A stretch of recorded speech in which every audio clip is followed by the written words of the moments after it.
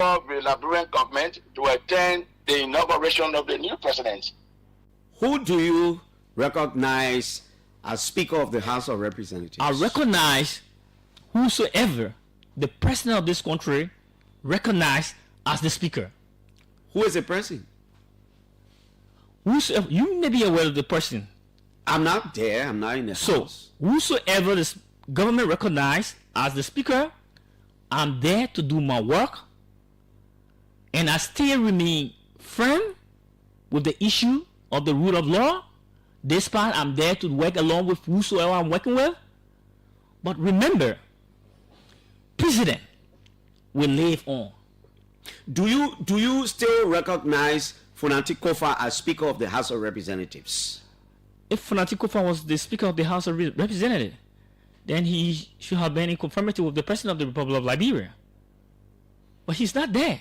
So if in your words, he is not in conformity, who do you recognize as the speaker? The one who the president recognized. Who is he? Clarence. You know all your colleagues by name, small. I mean, why are you? Clarence. Why are you not bold? I have called his name over and over again. The people of District 3, I think they know you to be a bold guy. Yeah, but they listen to me calling the name. What? Why do you want me to drag the name over and over again? Can you please call? Let me hear it. Who is the speaker? The present speaker with the 43 member of the House. You tell us. Richard Kuhn. Okay. Richard Kuhn is the speaker now. Okay. Whether we like it or leave it, Richard Kuhn is the speaker. That's the one the president accepts. Leading father Ababi. That's the kind of a blanket logic of fallacy that we call also agricultural hotting. Yeah, or non-sequitur. Because of this, therefore, they so-called experts in the country. That's a contradiction. So I think the guys are just a bunch of what we call political and professional tabula rasa and buccaneers. I'll be very brief.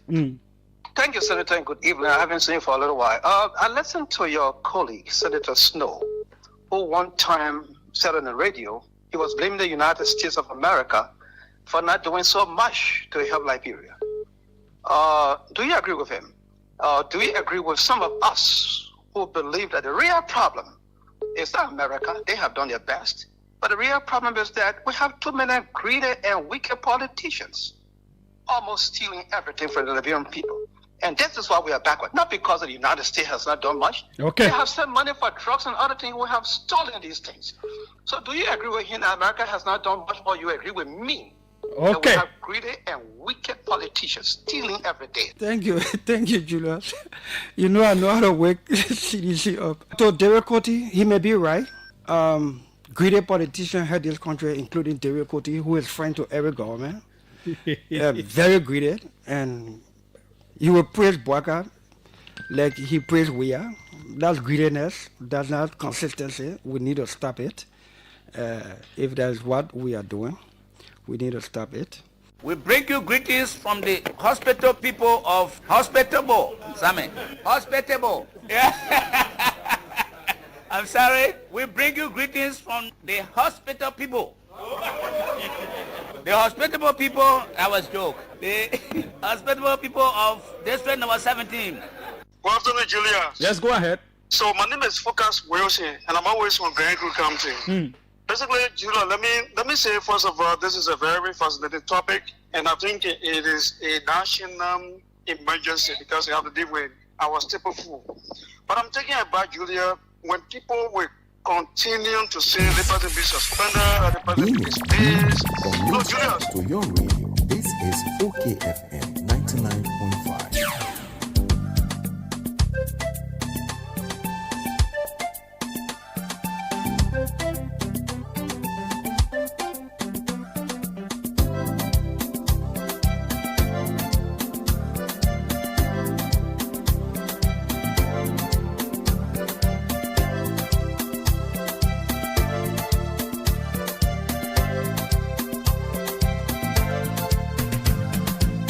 Malaika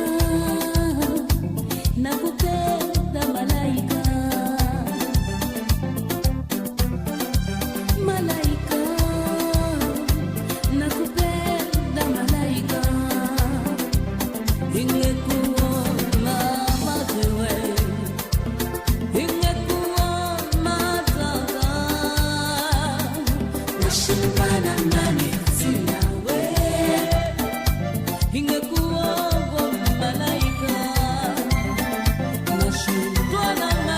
another Friday morning here in the city of Monrovia. Wow, the cold is affecting my voice so bad. It's 12 minutes past 7 o'clock. We want to say welcome to you wherever you are and however you're following us this morning. It's on the OK Morning Rush. My name is Fatu Kamara and I'm here with Marka Davis. We're going to do this together up to 10 o'clock. So what's coming up? Shortly we go for commercials. After the commercials, we are hopeful of bringing you the fact check with local voices Liberia. And after the fact check, we go around the continent to know what's happening around us. And then maybe acknowledge some of those following the broadcast through our live Facebook page up to 8:30 or 8:45 anytime. And then we talk pertinent issues in Liberia up to not 8 but 7:30 up to 8 o'clock. 8 o'clock our first guest will be here. We're hopeful of having Luther Jeka, the CEO of iCampus Liberia, and then Dan Said, the acting executive director of Director General of LACRA. So I'm here with Marka Davis. Marka, good morning. Yes, good morning, Fatu, and good morning to all of our listeners and followers this morning on the OK Morning Rush. Again, it's great to be here and good to work with you. Okay, great. We're going for our commercial break. When we come back, we bring you the fact check. Don't touch your dial. Let's go for this commercial break. So be right back. It's on the OK Morning Rush, OK FM 99.5. Power, performance, and reliability. CCAR Motors has rebranded. Welcome to the all-new CFA Mobility Liberia, your trusted provider of world-class vehicles, motorcycles, and trucks. With Toyota, experience, strength, innovation, and adventure like never before. Built for Liberia's toughest roads. You need power and performance? Mitsubishi delivers toughness, efficiency, and performance for every job. And for those who move fast and ride with style, Yamaha Motorcycle provides unbeatable speed, durability, and comfort. At CFA Mobility Liberia, we don't just sell vehicles, we provide expert servicing, genuine parts, and lifetime support to keep you moving. Visit us today and experience the new CFA Mobility Liberia. Same trusted quality, brand new experience.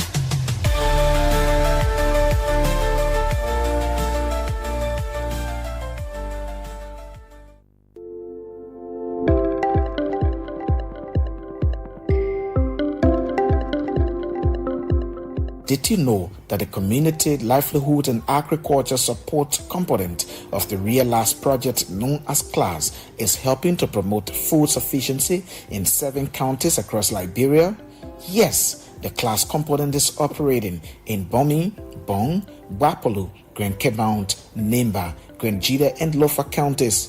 The project is supporting 240 communities in these counties with 28 beneficiaries in each. The beneficiaries are allowed to select their own crops of their choice and plant on 35 acres. The project provides seeds and tools grants and pay each beneficiary farmer to work on their farm.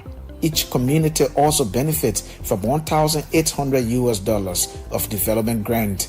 The proceeds from the farm remain with the community for their own benefit. Join the Realize project to promote food security in Liberia. This message is brought to you by the Realize project operated by the Ministry of Youth and Sports, Ministry of Gender, Children and Social Protection, and the Liberia Agency for Community Empowerment, funded by the World Bank, Swedish International Development Cooperation Agency, and the French Development Agency. Hello, Anita. I have not seen you for a while. What's going on with you? It's just that I am on a hustle doing my small thing. What kind of hustle are you talking about here, my dear? I hope that hustle is making sense, oh? For real, James, and I thank God for the Realize project because my small business is up and running again. Anita, what do you call Realize project? Realize me, recovery of economic activity for Liberian informal sector employment, and has so many different programs, all intended to improve our well-being in communities. What is this whole Realize project all about? This Realize project has 4 important activities. My ears and brains are open where to learn about this Realize project. Let me tell you about the first one. Grant support to vulnerable households to revive or start small business, SSB. The SSB activity provides small money and technical support to scale up existing businesses and to initiate new businesses to enhance livelihood opportunities. The amount is $900 US to each selected household. Activity number 2 is labor-intensive public works, LRPW, is operating in selected communities in Monserrado and Margibi counties. The LRPW activity is to provide 17,000 families with short-term work and develop their working skills. Community members on the project will choose sub-projects they want to do for their own community. Each worker will receive small money for his or her time, and the tools will live with the community after the project. The next activity is called Community Livelihood and Agriculture Support class. This component is aimed at improving livelihood opportunities through community agriculture activities and supporting community development for poor people in the interior. It will work with 16,200 families in 8 counties: Bomi, Bon, Grand Cape Mount, Bapolu, Grand Jide, Lofa, Nima, and Sano counties. Activity 4 is called the Social Cash Transfer (SCT) program in River G, Grand Cru, River Cess, and Grand Bassa counties. 16,000 families will benefit again throughout the life cycle of that project. Wow, thank you, Anita, for explaining these good things about the Realize project. But let me ask again, so how long this project will be here for now? The Realize project is expected to end in December 2026. But this Realize project very good for the poor people. Yes, so James, the Realize project is really doing well for me. This message is brought to you by the Realize project implemented by the Ministries of Youth and Sports, Gender, Children and Social Protection, and the Liberia Agency for Community Empowerment, LACE, funded by the World Bank, Swedish International Development Corporation Agency, SIDA, French Development Agency, AFD, and the government of Liberia.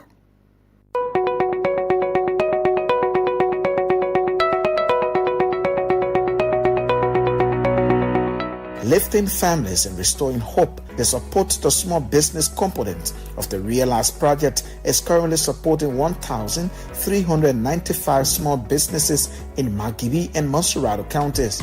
These businesses... Attention to all lovers of the good things in life. A house is not a home, and a home is the one place where you should feel relaxed and accomplished. Your home should reflect who you are. So, it's time to make that upgrade with minimal damage to your pockets. And I have the perfect solution for you. Home Sweet Home, located on Benson Street, between Center and Buchanan Streets, got you covered. From the kitchen, we have air fryers, juice makers, pressure cookers, freezers of all sizes, and all the modern kitchenwares you can think about. From the bedroom, we have top-of-the-line, exquisite beddings to give you that great night's sleep because you have earned it. And soft, comfortable towels for your bathroom. And in the living room, we have high-definition TV sets of all sizes, unique aerial rugs, classy curtains in all the colors you desire, wall paintings of different sizes and colors,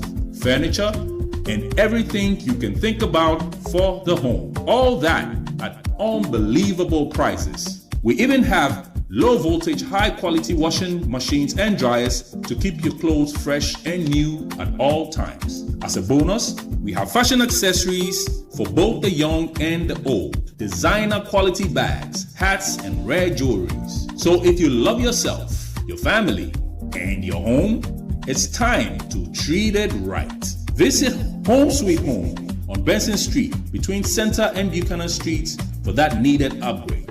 You can call them on 0886 834 944 or 0770 581 420. Home Sweet Home, for the love of a classy home.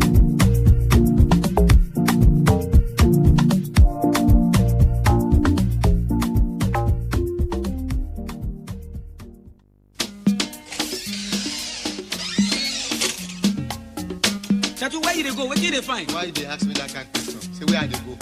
Where I dey go? I dey come.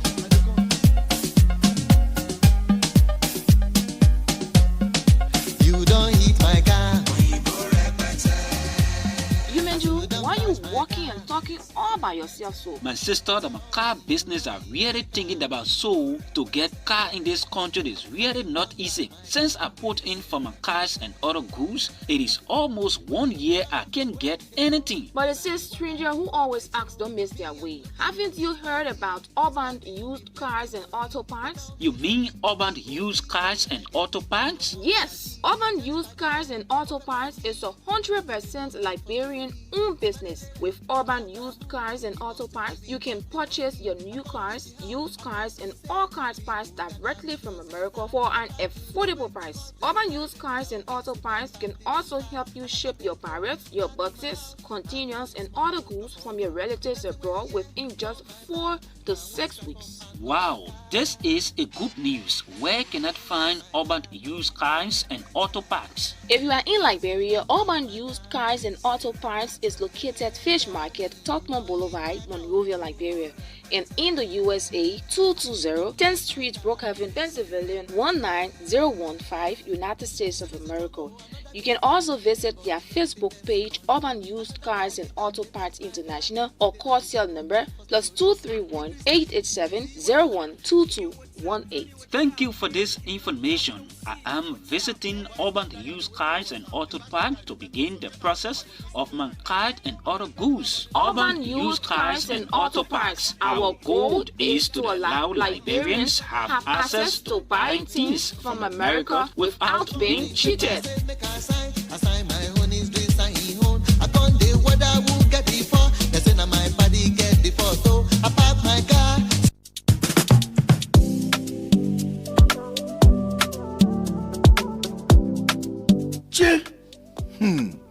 Things are on me, with the emergency. How do I manage again? Potano, why are you sitting here just talking by yourself? Julie, I need money quick. I want to go find somebody to credit me. Then I will pay them as soon as I get paid with the more in. EcoBank can credit you, but the only thing you have to pay in 1 month, and the good thing, the interest are just 3%. For you? Yeah, just go to any EcoBank branch and you ask for the form to enroll you on their salary advance platform. When they give you the form, you fill it up and you make sure your HR sign it. Then you take that form back to the bank. After you carry it to the bank, they will send you a message to let you know that you're already on the platform. Then you can use the *326# and request for 50% of your salary. Instantly, you will receive it. Wow, just like that? Pray any to more money, Judy. I'm going to the bank to pick up the phone quick. Yo, go get the form quick. In less than 1 week, you will receive the money. And what I like about it, and they can't even ask you for collateral set. I go with there right now, no wasting time, oh. I'm not saying you must not go there right now. You must make sure you pay the bank money back, oh. Hey, Judy, that you talking so, I will pay back quick so I can credit again. EcoBank na easy, oh. EcoBank, the Pan-African Bank.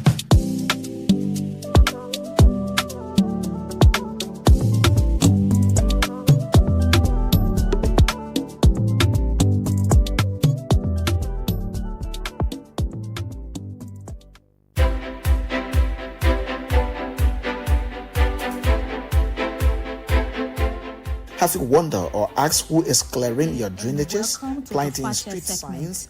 This segment debunks disinformation and provides the verified facts of statements made online and on the radio. On August 1, former Vice President Joel Howard Taylor claimed that Liberia's national budget for this year increased to almost $800 million, the highest since 2006, when the country began its post-war democratic governance. Madam Howard Taylor made this claim during an interview on Super Bunkies radio in Bond County while discussing the use of misinformation by politicians during election campaigns and emphasized the gap between political promises and actual governance. To verify this claim, we reviewed the national budget data published by the Ministry of Finance and Development Planning for fiscal years 2014 to 2025, the earliest available on the ministry's website. The fiscal year 2014-2015 budget was at 660.2 million, 622.7 million for fiscal year 2015-2016, 563.5 million for fiscal year 2017-2018,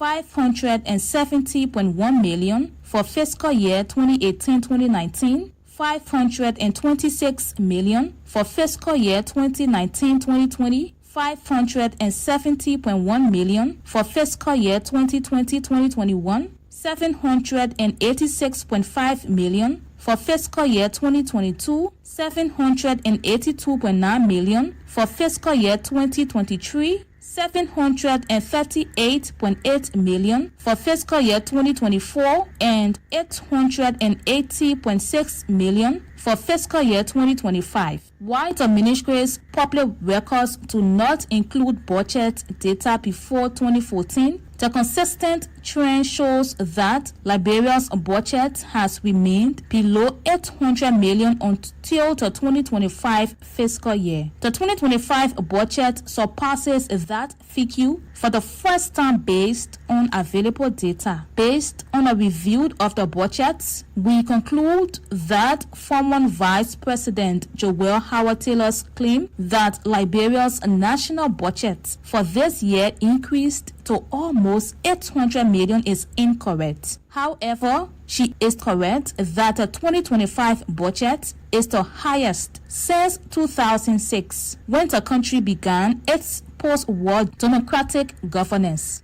The available records show that the 2025 national budget at US $880.3 million is the highest in the country's history. On August 1, a group under the banner Southeast Solidarity Movement claimed that Nimba County's population increased from 468,088 in 2008 to 621,841 in 2022, citing official data from the Liberian Institute of Statistics and Geoinformation Services. The claim was made in response to comments by Nimba County Senator Yan Twain, who questioned what he described as dramatic population increases in Grand Cru, Grand Jide, and River G counties, nearly doubling since the last census. Senator Twain expressed skepticism about the credibility of such a surge, asking what demographic, economic, or migratory factors could explain such growth in a relatively short period. In response, the Southeast Solidarity Movement pointed to Nimba County's population growth over the same period, emphasizing that Liberia is a country for all Liberians, not just more populous or vote-rich counties. To fact-check this claim, we reviewed the official census data published by Leches. According to the 2008 National Population and Housing Census, Nimba County recorded a population of 468,088, while the 2022 National Population and Housing Census lists Nimba County's population as 621,841. This represents an increase of 153,000 753 residents over 14 years. Based on a review of latest 2008 and 2022 census reports, we conclude that the Southeast Solidarity Movement's claim is correct. The latest data confirms that Nimba County's population increased from 468,088 in 2008 to 621,841 in 2022. This is all we have time for on the Fact Check segment. This segment is part of an MOU between Local Voices Liberia, OKFM, Prom FM and Care Radio to counter disinformation to help the public make informed decisions. This MOU is funded by the Liberia Media Empowerment Project, implemented by Internews with funding from the European Union. The funder or partner had no say in the editorial decision leading to the production of this Fact Check segment. We will be back on Monday with more Fact Check reports to help you know the facts. If you want us to fact check or claim for you, please send us a text to WhatsApp on 0777 556 296 and we will definitely check for you. Also follow us on Facebook at Local Voices Liberia, X or Twitter at LVL Fact Check, and go to our website www.localvoicesliberia.com. My name is Olivia Bawon. Thanks for listening. Goodbye. Good day and welcome to the Fact Check segment. From Main Street to your radio, this is OKFM 99.5.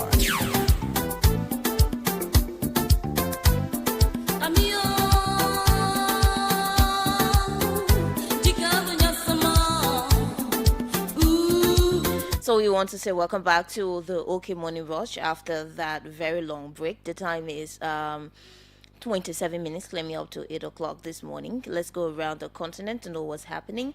The world's oldest leader is set for an 8th term.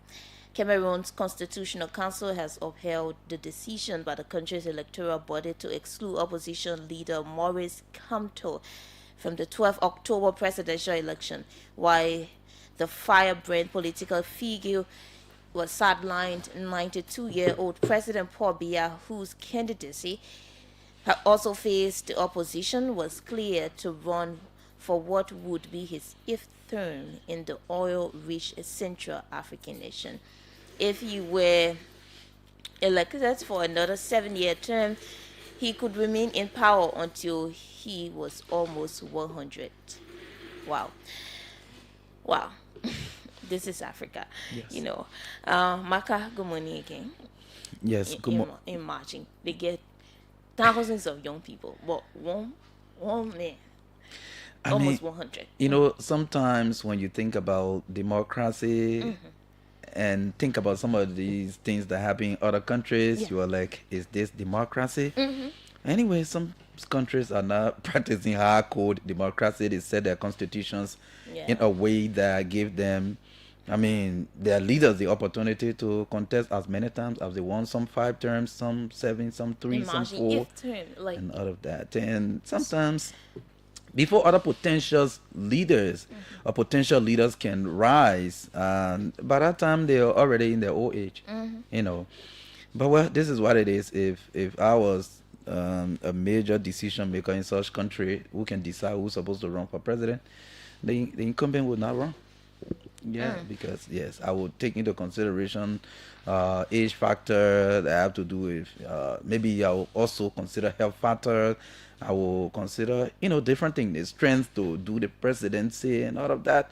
You know, the work of the president is not joke. You know, when you're not there, you really can imagine. But it's a tough job. I'm looking at his competitors, those who are running or will be running against him. And I'm seeing out of them, I'm not seeing anybody under the age of 40 or something. So he is actually 92. He's around 92 years of age, and he has been in power since 43 years of age. Can you imagine? Just imagine. And then another is there are 12 running going into the election. Another is Bello Buba Magari. He is 78 years of age. The next is 75 years old. Just like no young, no. Again, that's other people's country, but what has happened in many of these kind of countries is that they've taught the leadership of the country around certain cycle, if I may say. So they believe that certain people, whether it's by class or by family, they deserve to be in leadership. So at the end of the day, you will see that these cliques of politicians will always be the ones surfacing on ballot papers and all of that. So you can imagine that I'm not sure whether somebody in his or her 50s is on that list of those one thing. So there's somebody, I think 45.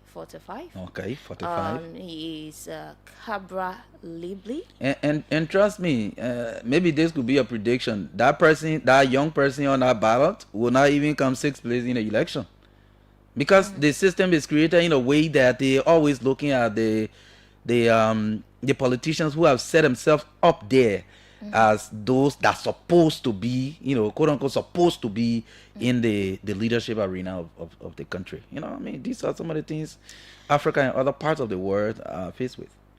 Wow. Seriously. And this is why even the voters will go ahead and elect these people. And the young people will be there. You see very young people, like maybe you're having somebody 45 and you have somebody who has been in power since 43. Why not give another person the chance? The manipulation, Fatu. The manipulation. Yeah, and the power, the power, the influence, yes, and the money the person has. Exactly. Yeah, that's the manipulation. They manipulate the system. They manipulate the young people with money during elections. We can see the thing here now. Yeah, during election, you see what happened. A lot of the politicians, especially sometimes from the ruling establishment, are the richest. They are the one giving out the guarantee materials out there. They are the one, giving out maybe sometimes rice, giving out clothes or lapa t-shirts, selling their votes, all these kind of things, trucking and all these things. So the manipulation, Fatu. So sometimes they carry the population away. Let's see some of those following in the broadcast from your end. Yes, let's follow some of. We have Lahai Masale, who is following this morning from FDA Junction in Painesville. There, Jeremiah S. Weber is also following the broadcast. Zico Red following from Bartnersville Estate. Emmanuel N. Kiliman is also one of those following this morning from 72nd Community in Painesville. Carino Tier. We have Samson Weir, journalist, he call himself. He's also following this morning from where are you following? Liberia Excellent News Network office in Monrovia. Thanks for joining us, Samson, this morning. Daniel Booming is following, and we also have Vamuya Bayo, who is also following the broadcast from District 17. Daniel Tante is also following us this morning. Abu S. Kamara. Josh Watkins Jr. following. Christian Sebe is also following. We also have Adrian Se Zomawe following this morning. Chris Chilople, Ruben Cannon, E. Henry Sa is also following. Daniel, okay. Wilson David following this morning says, good morning, OKFM family. Albert Noah Bonka is also following from Dupont Road, Calview this morning. Ture Gibrala is following, says President Paul Biya always wins. Yes, and Armstrong Binda is following from Kakata, Margibi County. Oscar Zieben from Gompa City in Nimba County. We also have Eseku Fambule, who is following from Robertsport City in Grand Cape Mount County. O.P.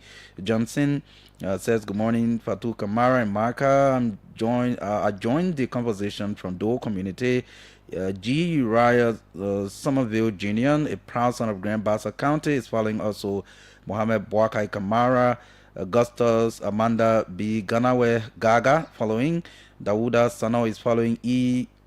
Isa Thali following. And Kazi Kaipi is also following. Johnny Coleman Senior following. Benjamin Kanabo is also following this morning. And finally, Alexander Sami, who is following from Cardwell, Benson Street. Oh, they have Benson Street in Cardwell.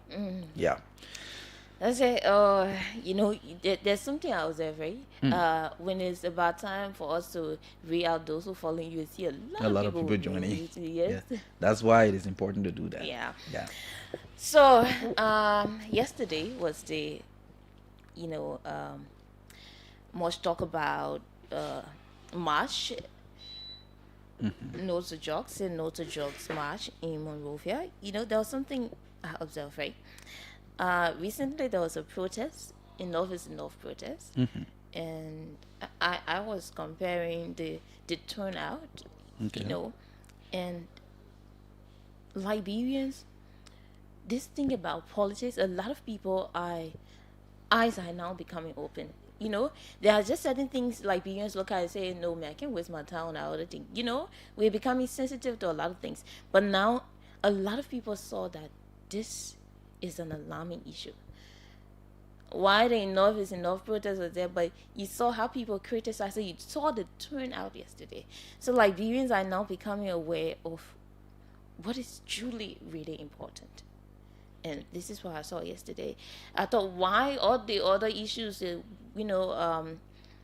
raised by the enough is enough protesters, a lot of people did not turn up because they thought maybe it's politically motivated in somehow. But yesterday, you saw the turnout, Marka, yesterday.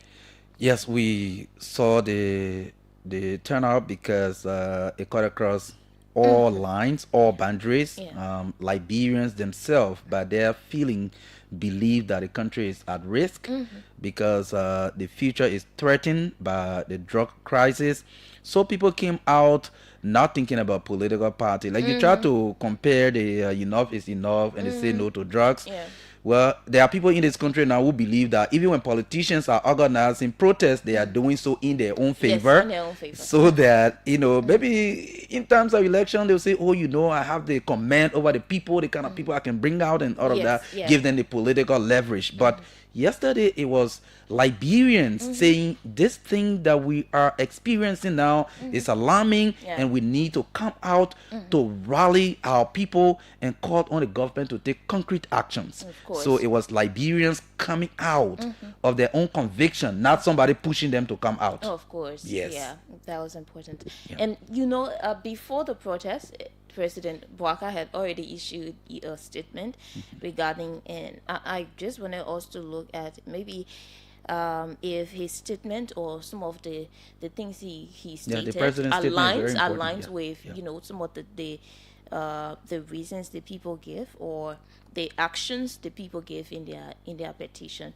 What they want does it align? Are there gaps?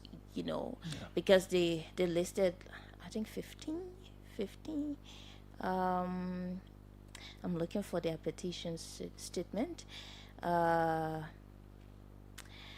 The newly announced anti-drug plan to be implemented immediately in accordance with the law. Okay, this is President Marka's statement.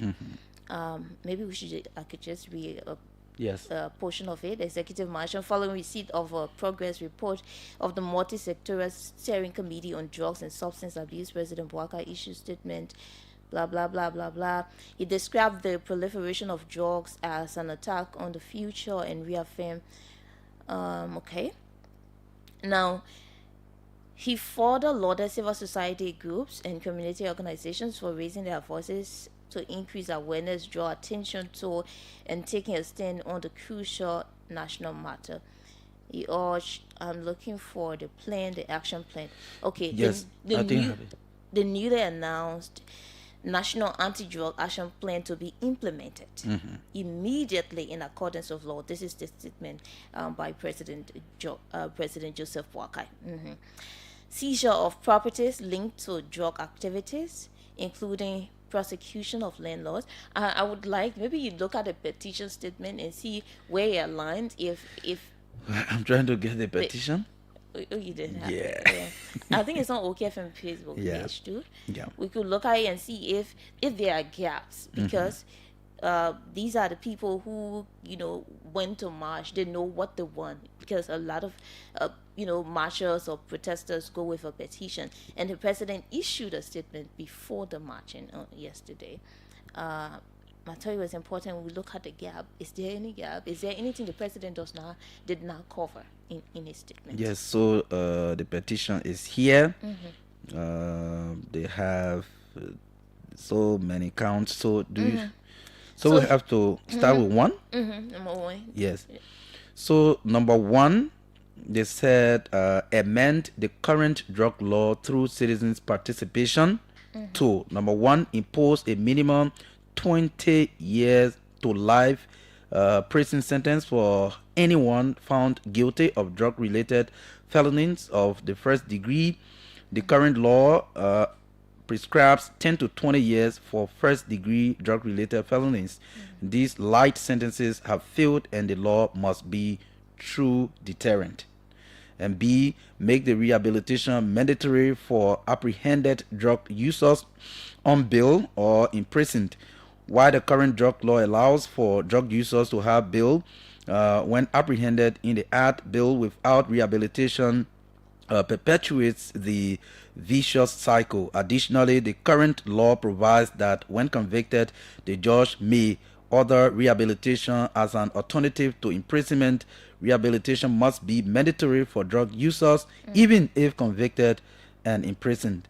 And C, the right the executive to confiscate and sell or auction all assets and properties acquired through the illicit drug trade and redirect these resources to mental health and rehabilitation programs. I think that aligns with... Yeah, it aligns. Yes. It's in the present state. D, they say include carriers of passengers and cargo by land, air, and water being liable for the transportation of drugs on their carriers. That airlines and ships on which traffickers transport drugs are fined US $100,000 for first offense, US $250,000 for second offense, and a total ban for third offense, while vehicles, bikes, pimping, and other land carriers are confiscated, sold, and proceeds transferred to mental health prevention, rehabilitation, and integration programs. So that's the first count, and it had these sub, sections. Yeah. Go to the second. Yes, I wanted for us to just look at where that aligns with the president's... It aligns with the president's statement. Okay. What are some of the things the president did not talk about? As for the budget, the president talked about it. Assets, there's something the petitioners talked about that is not within the president's statement. And I thought if it is really as important, in the fight against drug, like national whistleblower program. Okay. Is it part of the petitioner statement? Whistleblower. I'm not seeing the whistleblower program. Okay. Is it in the president's statement? Yes, it's in the president's statement. National whistleblower program. Okay. And that's one issue too. A lot of people have been talking about communities shielding, drug sellers. Exactly. Those who are, involved in drug business around the country. Community members, they go there and ask them. They pretend as if there's nothing happening, and a lot of things. Budget increase, is within the petitioner statement. Freezing of assets belonging, I think they talked about it. Yes, they talk about that.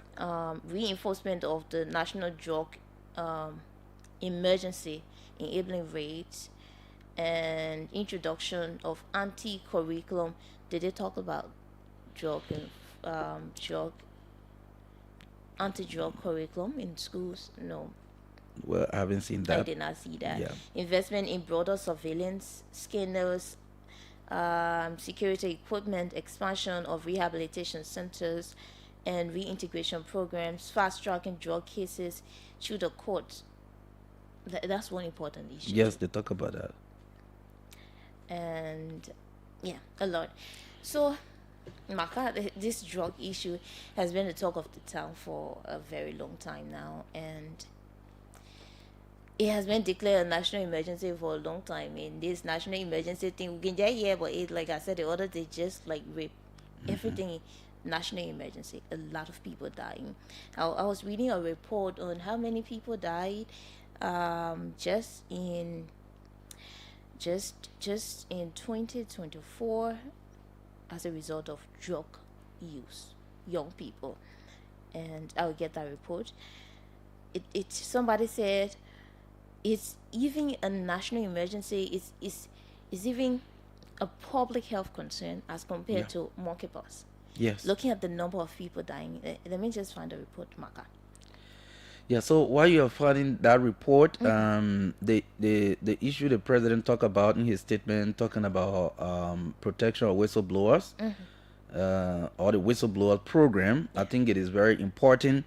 That's why when we raise the issue about communities, rising up to this issue and not just placing the burden on the Liberian Drugs Enforcement Agency, placing it just squarely on government. What you hear from some of the community people is like, oh, well, it is possible we can raise these alarms, but what about our safety?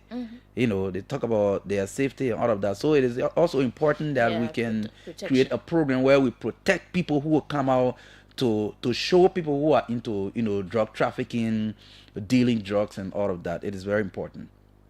So an estimated 1,500 to 2,000 young people died in 2024 to drug. That is alarming. That is alarming. So if you compare that rate to monkeypox death rate, is absolutely nowhere to that rate. So this is why Liberians are coming out the way they are coming. Now we are doing this, but yet and still we are seeing these substances crossing huge borders. confiscation. Yes, crossing borders. Look at.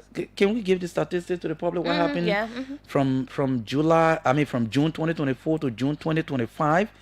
Kush 5,494.50 kilogram worth about over 2.3 million US dollars. And we have marijuana 4,040.02 kilogram worth around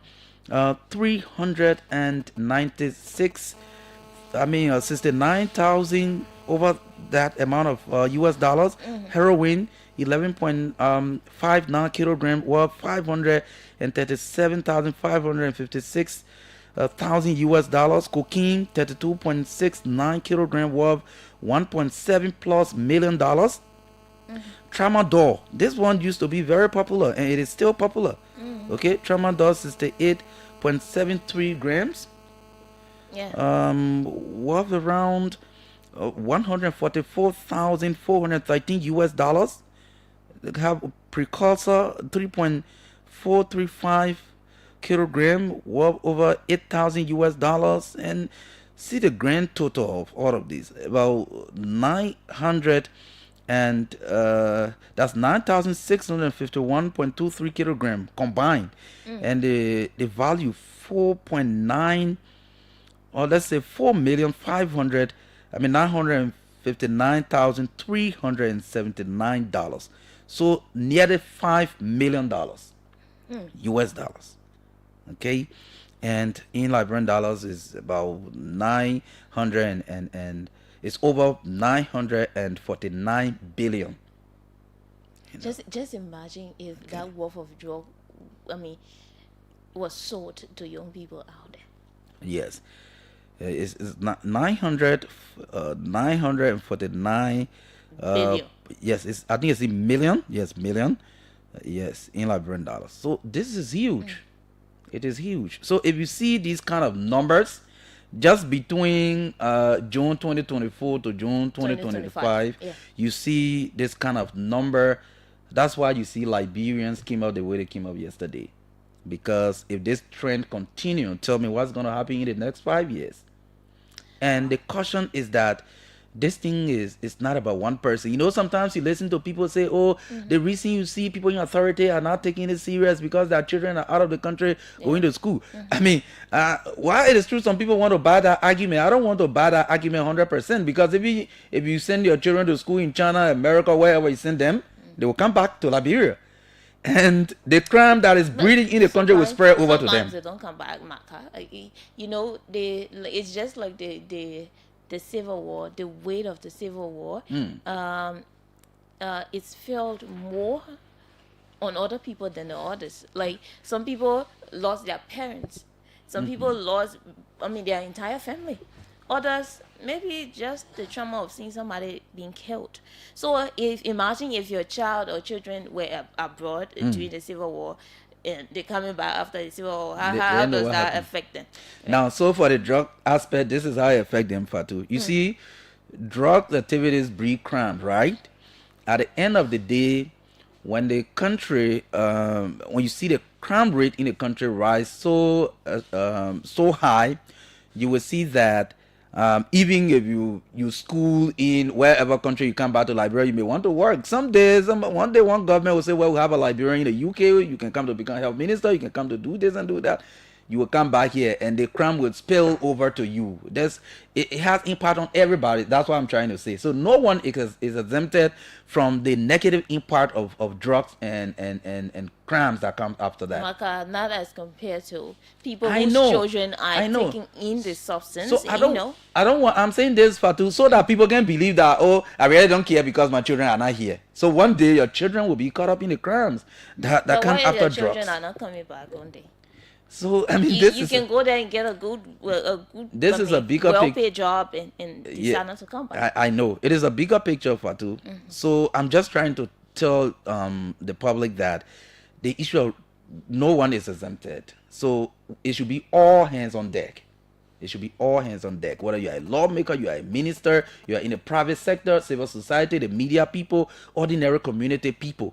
Now, I've always said the communities should stand up now and play a very serious role. Let community leaders start to hold meetings with the community and give ultimatum to, for example, landlords who have ghettos on their properties, for example. Give them ultimatum. We give you 2 weeks to remove this from your place. If you cannot move, the community will move it. Okay? But if you don't do it now, you've listened to what the president said. If you're not doing that, if you're caught, that your entire property will be confiscated. So that's why we want the community leaders. The people voted you as community leaders now for election time. These are the reasons why people vote community leaders, so that you can rise up when they are threat to the community. You can take actions along with the people to resolve issues that affect the well-being of the community. So it is time now for community leaders to rise up against the ghettos in the communities, against dealers or traffickers who are renting in their properties. Wake up and take action now. We have done the march. We have sent a signal out there that this is a threat to our country, but now it is time to take the practical action. Yeah. So that's it. We are trying to get to our guest, and we're hoping that we get to him. Our first guest is supposed to be here at 8 o'clock. Luso Jeke from iCampus, but we are not getting him. So shortly we'll open the phone line so that others can form a part of the discussion while we continue to place calls to him. That's it. You listened. What we want now is enforcement. Yes. This is just a statement from the president, from the government. As a matter of fact, we want to see enforcement. We want to see action. So yesterday, Thomas Tambabondo, most of the time, he has been one of the person who is the executive director of Hope for Young People Liberia. He sent me this statement. He said, the Hope for Young People Incorporated wholeheartedly commends President Boakai for the bold and timely declaration of national anti-drug plan and aim to addressing the alarming drug rise in Liberia. The president's firm stand outlined interventions including seizure of properties linked to drug activities. To drug activities in Liberia. And Liberia will not lose another generation to drug. His statement, "Not on my watch," resonates deeply with our mission to reach young people before the impact of societal ills becomes a reality in our lives. However, he says, while we appreciate this pronouncement, Hope for Young People Incorporated urges that this not remain a mere political statement, but become an actionable, sustained national movement to combat the drug epidemic. We must not allow these bold words to fade without real implementation that protects the interests of our nation, especially our youth who are most at risk. We call on all sectors, religious institutions, political parties, civil society organizations, local communities, and individuals to rally around this call to action. The fight against drugs must be collective, relentless, and non-partisan. So we will open the phone line. Yes. And just listen to what Liberians have to say. The people can be calling, whether you open phone lines or not, they already calling. Good morning. Good morning, Fatu Kamara. How are you? I'm fine, thank you. Let's hear you. Yeah, let me say good morning to Marka. Morning. Yes, sir. Thank you. For the public, this is John D. Tamba, and phoning from around the St. Paul River, one of the community chairmen for Riverview community. Yeah, thank you. Yesterday, quite unfortunate that some of all had national engagement somewhere around in Mandui, but some of all wanted to be part of the protest. Fatu, as you guys said, the protest yesterday, it was now a political protest. Mm-hmm. This is the reason. Yeah, this is the reason why you saw even the people from the Unity Party, the people from AMC, people from all walks of life were part of the protest. In fact, when I check on the social media, I saw even my good friend and brother from NTA, Noah Zao Gibson, were in the protest. That is, everybody all hand on desk to push this thing out of our country.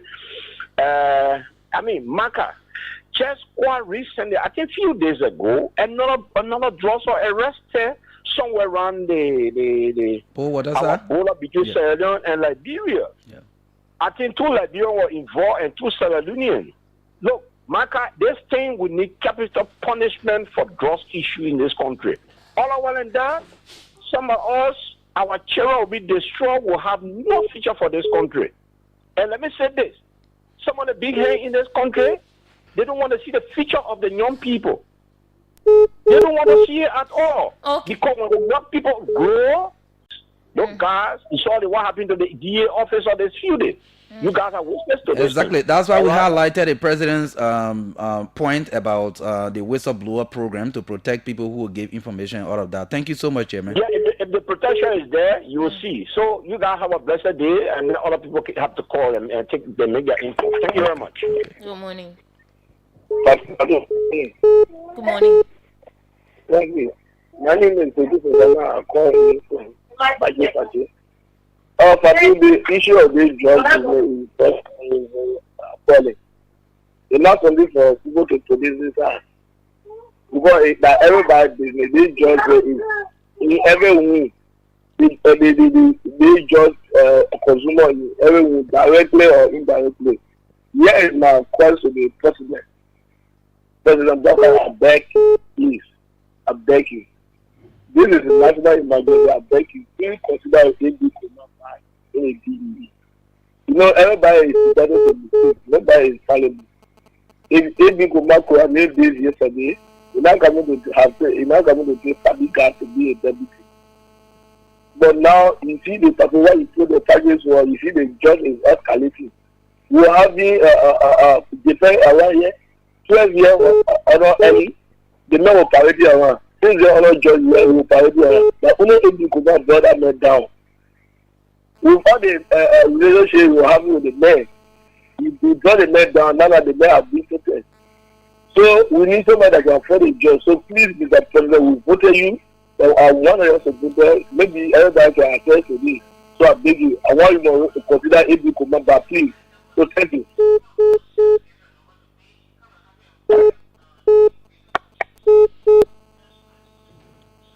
Good morning.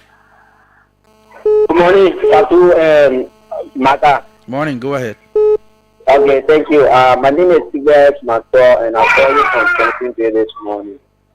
Yeah, let me appreciate both of you for your discussion on the issue of drugs. You know, first of all, let me say a welcome thanks to everyone who got on the street yesterday on the issue against drugs.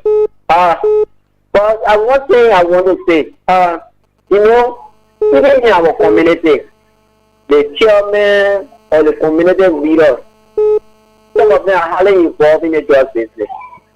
And even representatives, senators, some of them. Can you remember one LIS officer, which is 1 minute, she will also confess that some of these lawmakers. Oops. Your line is bad. Yes, I yes. think we will continue here. Good morning. Good morning. Good morning. Let's hear you. Thank you. My name is Paul Nchifor. Now I call from District 13. Hello. I want to say thank you to everybody who went in yesterday to raise the awareness for drugs in our country. But here is an issue. I don't see people raising the issue about the addict, drug addict. So basically, it's both ways. Other people say when the guy do not see the drugs, they won't take it. The same way too. If the guys are not available, the dealers won't bring it. There will be no market. So we can't keep romanticizing the addict. That case, these guys are on the street. These guys are from whom? They got parents. Some of them parents behind them to carry them, to help them, to get away from the drug issue. But because they are very safe on the street, they are refusing. So the DA officials need to change the guys, give them bad treatment. We can't keep playing love with them.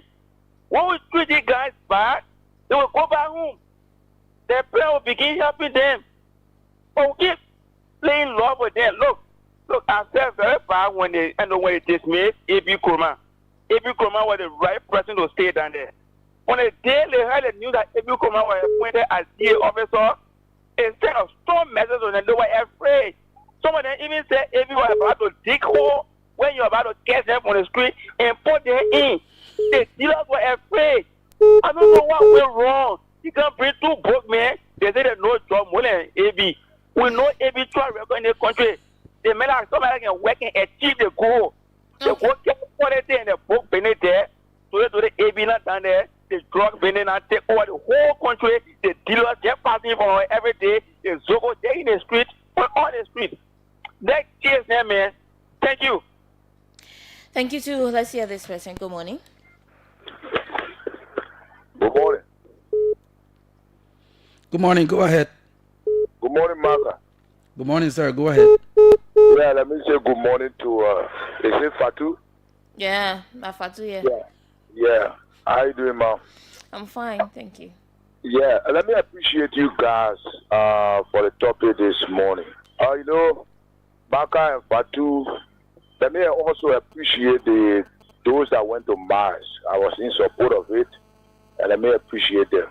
But there are a few questions we need to ask ourselves, we ordinary citizens, while we are demanding the government to play their role when it comes to this church issue. The first question is, are we aware that we have a responsibility as ordinary citizens when it comes to this church issue? Two, the next question is, if we are aware, are we willing to play our role with honesty and sincerity, or to carry on our responsibility? Are we willing?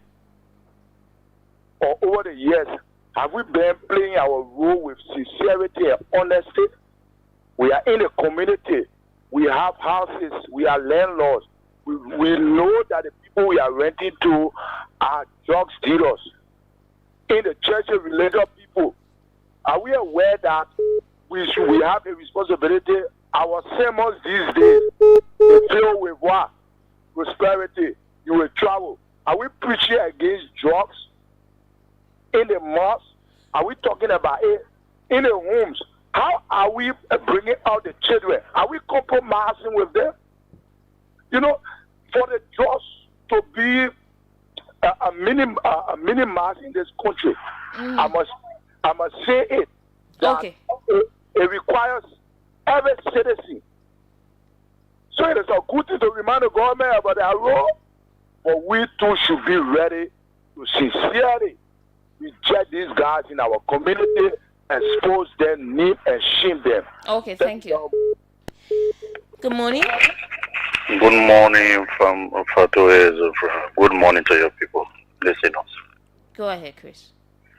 My big concern. Let me say my gratitude to those who went in yesterday to play march on the Capitol buildings.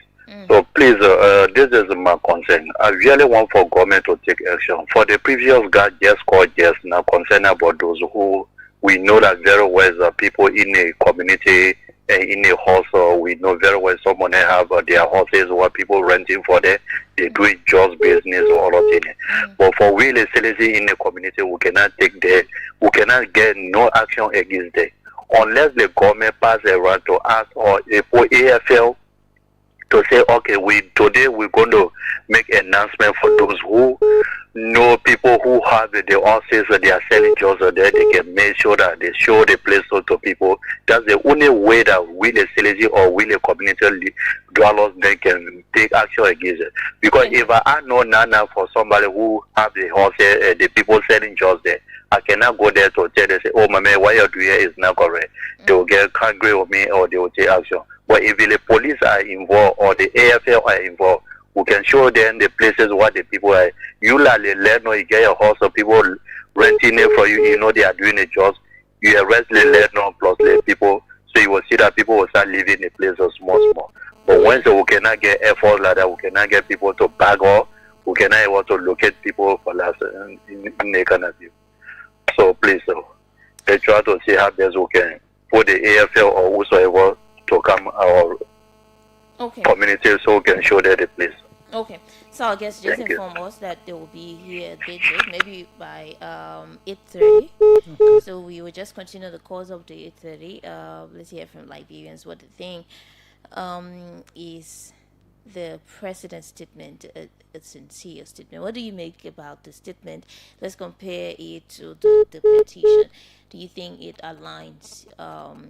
Do you think the action plan or the recommendations made by the petitioners are, important in the fighting of this menace in Liberia? Do you think the president's statement is actually a sincere statement? Why we hear these statements a lot of times, we've heard a lot of things. It's Marka, the politician, and most of the time when they they can make cuckoo statements, Yeah. But where it is coming from is we need to hold them accountable. Yesterday I was listening to Judas. He just touched it and left it. Holding these people accountable, to make these statements, these action plans, and everybody happy. And for example, Fatu, we should start to see the reflection of these kind of statement coming from the president in the budget. That's how we get to know that the government is really serious about what they are saying they will do. So from the last time, I think the Ministry of Finance and Development Planning had a budget preparation meeting for the 2026 budget year. So with these kind of things that are happening now with the drug crisis, we should see the reflection of the president's statement in the draft budget. 2026 budget. When we start to see that, then Liberians will say, well, our government is serious about what it says. Yeah, seriously. 0777-700-995, 0555-995-995. Good morning. Good morning, Fatu. Yes, you're live. What's your name? Hi, good morning to Marka this morning. Hi, Fatu. I call from District 6, Mosuvado County, Representative District. One of the most represented districts. Let me commend the president for giving a powerful message to the Liberian people. But Fatu, I just want to recommend somebody to the president. Look, Fatu, if we want to fight drugs in the country, Fatu, I recommend our body to the president. I get a confidence that when the everybody will recommend it. You mean I give somebody I can recommend? No, Fatu, I know who I'm talking about. Our body. Our body, somebody that can move. Our body will make sure all of these guys that are taking drugs, all of these guys, that bringing trust in our country, that killing our brother. Me, I get our confidence in our body that when the president appoints our body, some of these guys will hide in this country.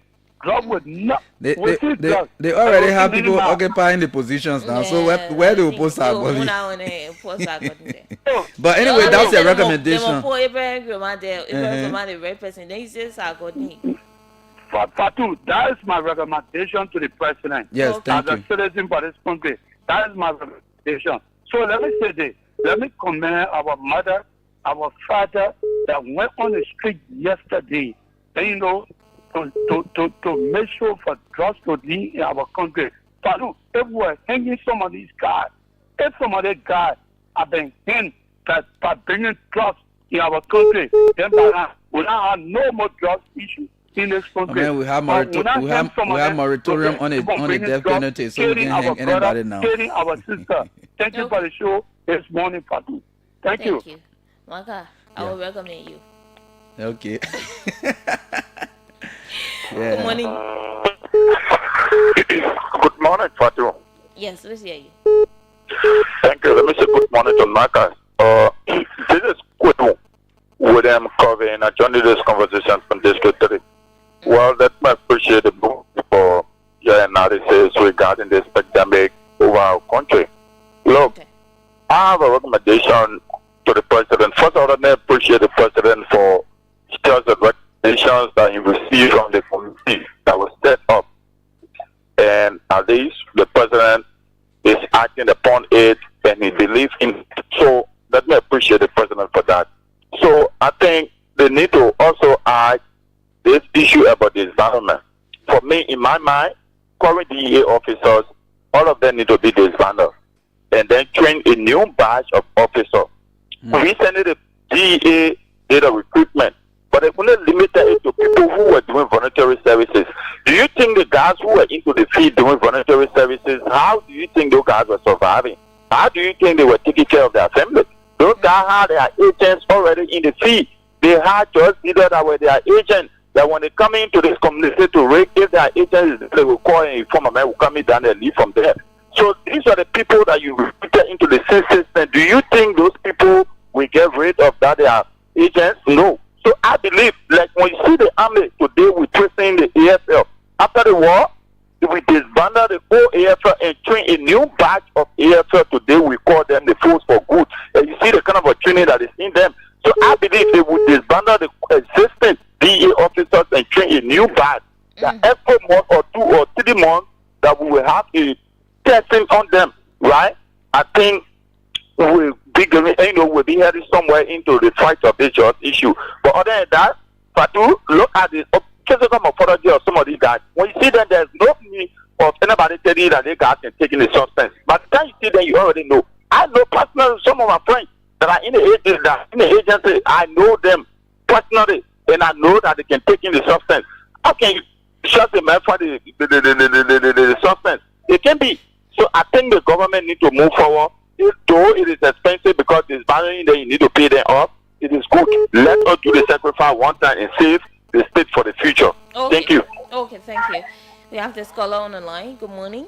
Good morning. Good morning. Let's hear you. Good morning, Fatu and your colleagues.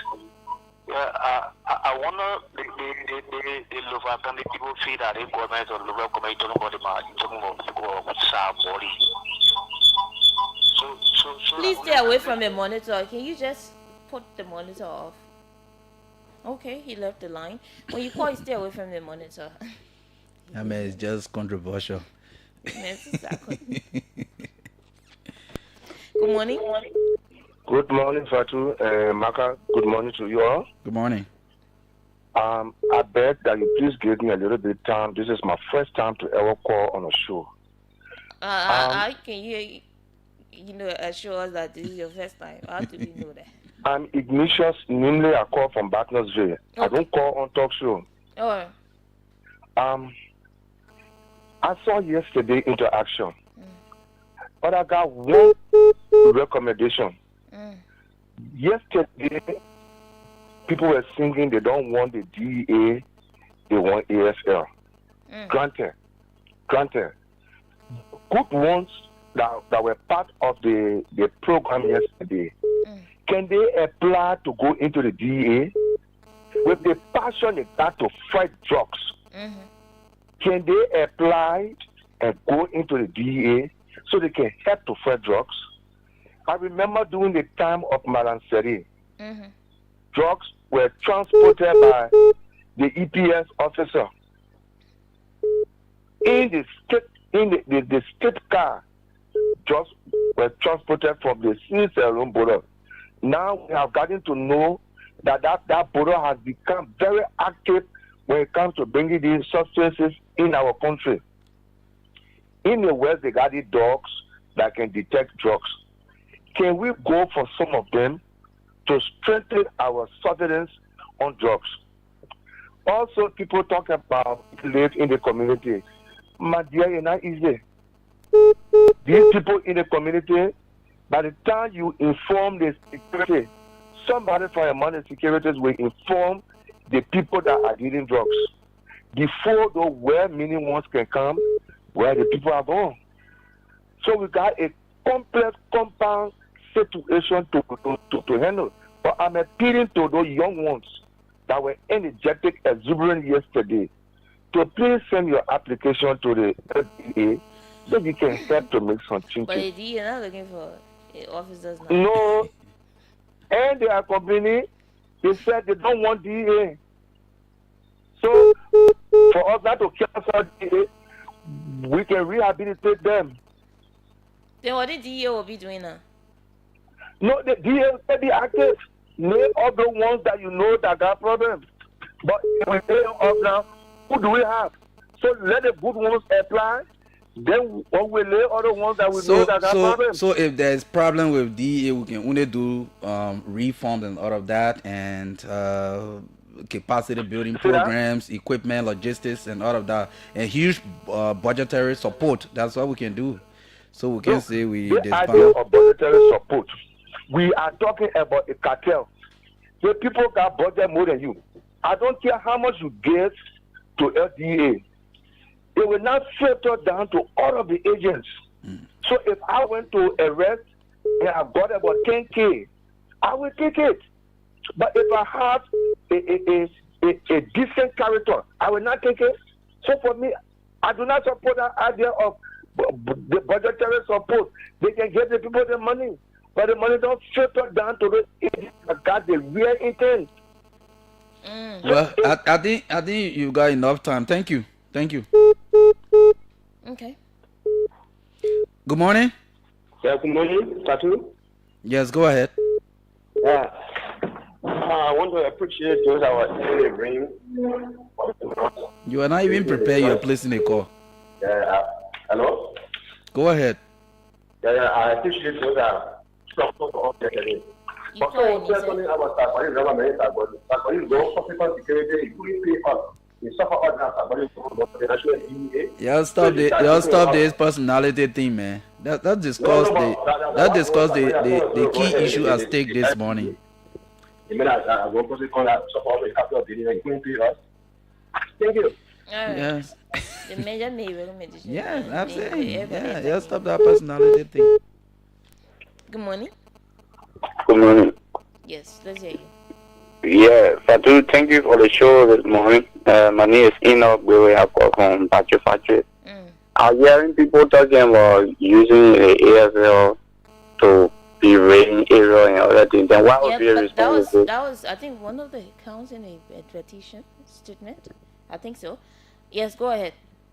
Yeah, then what my concern here, and what would be the responsibility of the DEA? Fatu, I can remember when I was living or beyond Radiant, there's some kind of area they call Coastal Hill. I used to run around Radiant, and the DA office at to Omega, and not to Omega, but around Radiant, and that some kind of area there. I just remember area. You can use that the road beyond Radiant and get on or Paco B road. DA office beyond there. They guys use my motorbike. They say they're going raid and all that thing. I had to pay me in the DA Kamara. They use my bag in the morning. I was just riding there. 3 persons on the back. We just passing around when we go to the run behind the guys when they grab them. they were out there beating the people and other things. As soon as they get in the corner, then the children can release money and they leave and they go. They do a play that in front of me. I just looking at them and, you know, thinking, I say, so all they running the book and be doing around for money, Benny. So I don't know whether when I was talking it now, I think I was talking it before. One of them here message my man, they think we can want to do, but as soon as you arrest one of the people, then you see one of the government official will call and say, oh, that my interest, but put a man also. It ain't happening. So I say for sure, he say, yeah. Plenty of people in the government are selling drugs, they're using people, children to sell for them. So when we arrest them, then 5 minutes you hear many calls. Some representative or everybody will call, these men will call, say, oh, that my interest. And so am I, your leader people. So all the jobs will move on in the country, like what the guy was telling me. DA officer. Okay. All right, thank you. So, here are some of the counts in the petition. Okay, they say the government should institute a mandatory drug testing in schools and prior to employment. So before you get any employment, they must test you if you're not teachers. Mandate the DEA working with immigration at the airport to implement immigration screening processes of all government officials and VIP luggage entering and leaving the country with no exceptions. Mandate the Liberian National Police to enforce ban on alcohol, cigarettes, and smokes to children under 18. At all entertainment centers. Maybe it includes shisha too. Mandate the Ministry of Youth and Sports to provide opportunities for employment and vocational training opportunities for survivors, and that's one important thing too. So you can somebody can finish if you rehabilitating the person come back with nothing to do, they will just go back. Frustration, sometimes frustration, joblessness can get a lot of people involved with this job taking. It's not just peer pressure, right? Sometimes just poverty alone, somebody you have a family, you cannot support, a lot of things can be the causes. And also mandate the city corporation to address the issue of unfinished buildings in communities that are prone to being used as drug dens by drug dealers, and that's very important. The unfinished buildings in Monrovia, Marka, and there were most of the time the guys will go and settle. It becomes their transactional point. It becomes their living place, and then there's when they are in these communities, at the end of the day, it is possible that you will start to see some young people coming around and getting engaged into drugs even for the first time. And that community, the young people in that community are at risk of going into the ghettos, while the crime rate will increase in that community. So the issue of unfinished buildings is a very serious thing because they see it as their safe space to be. So I think that count in the petition is very important as well. And also jobs. Yes, and also talked about instituting a mandatory drug testing in schools and prior to employment. Yes, this is also important, especially prior to employment. We want to know because there are suspicions that even some big people are on drugs. So if you are on it, there is no way that you will support any policy or action that will stop it. So it is important that we do that. When the president took over in 2024, we saw he did a drug test. Other officials of government followed suit and all of that, but it was just like something for public attention. Has it been mandatory that before, even if the president appoints you to any position, you should be tested for drugs? Or when you are taking any government job? No, it hasn't been. It was just that the president did, let me go do my own.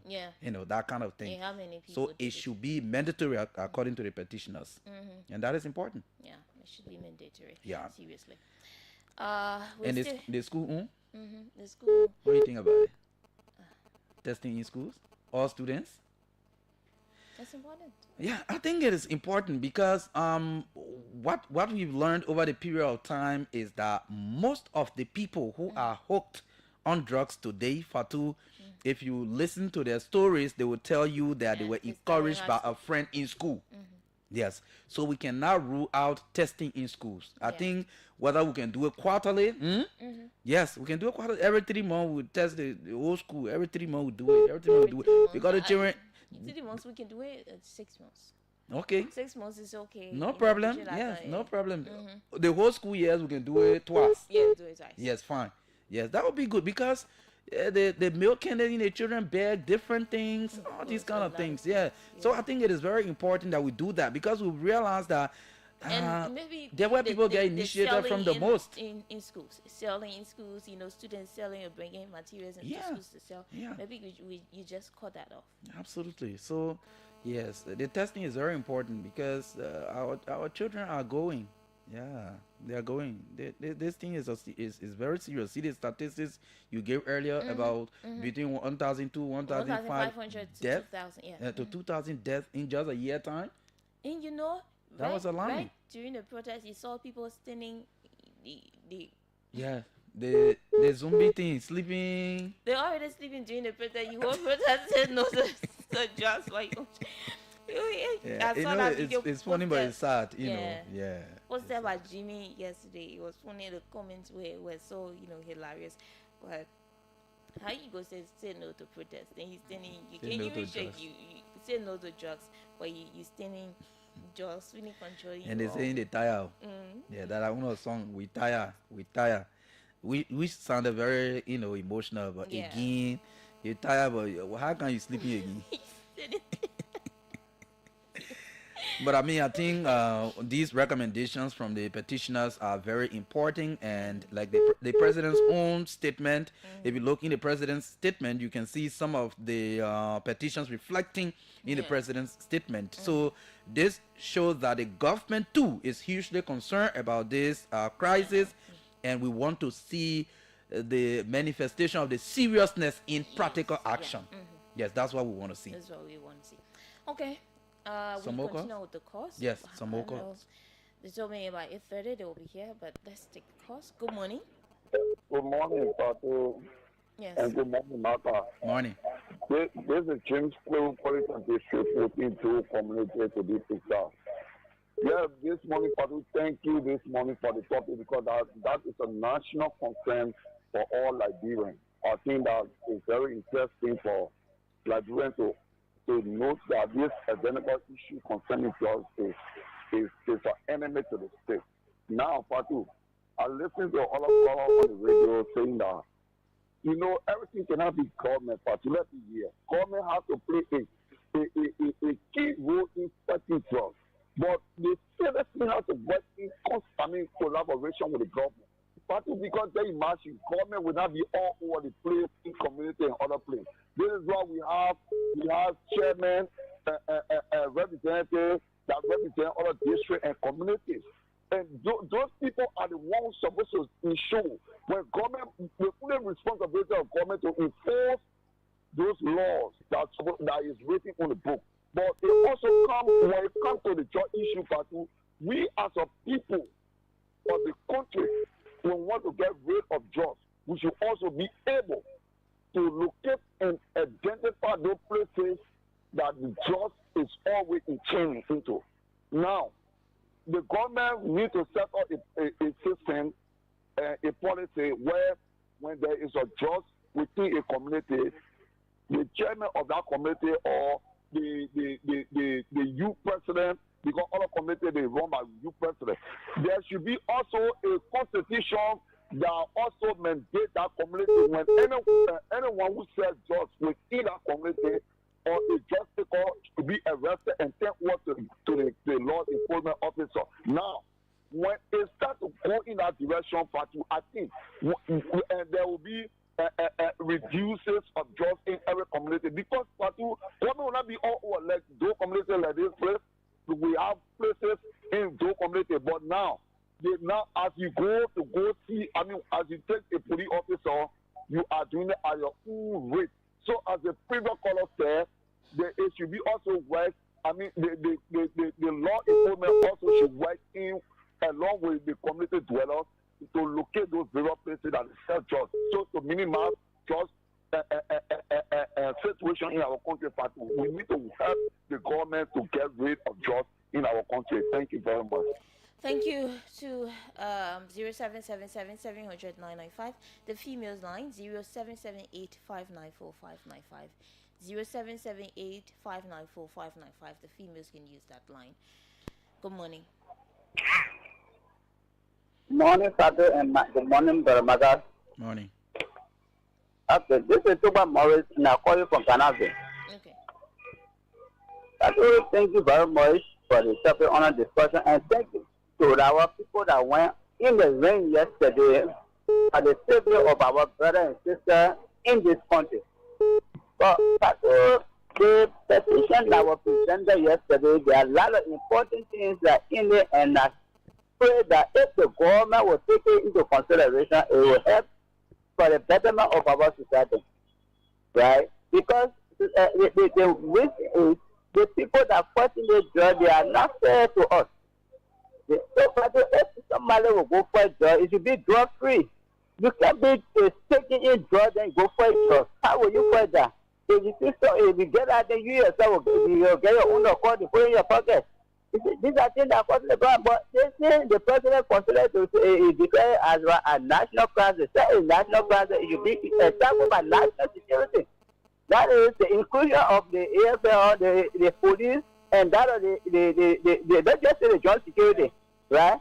If they are all involved in the drug fighting, then at the end of the day, we'll see that the country, at least it will get better in this country, and our brother and sister will be free from this drugs. Because we cannot be fighting drugs, we only go DA. These DAs, most of them were even drug users when they told them to put them in the DA. Because some of them were not even recruited.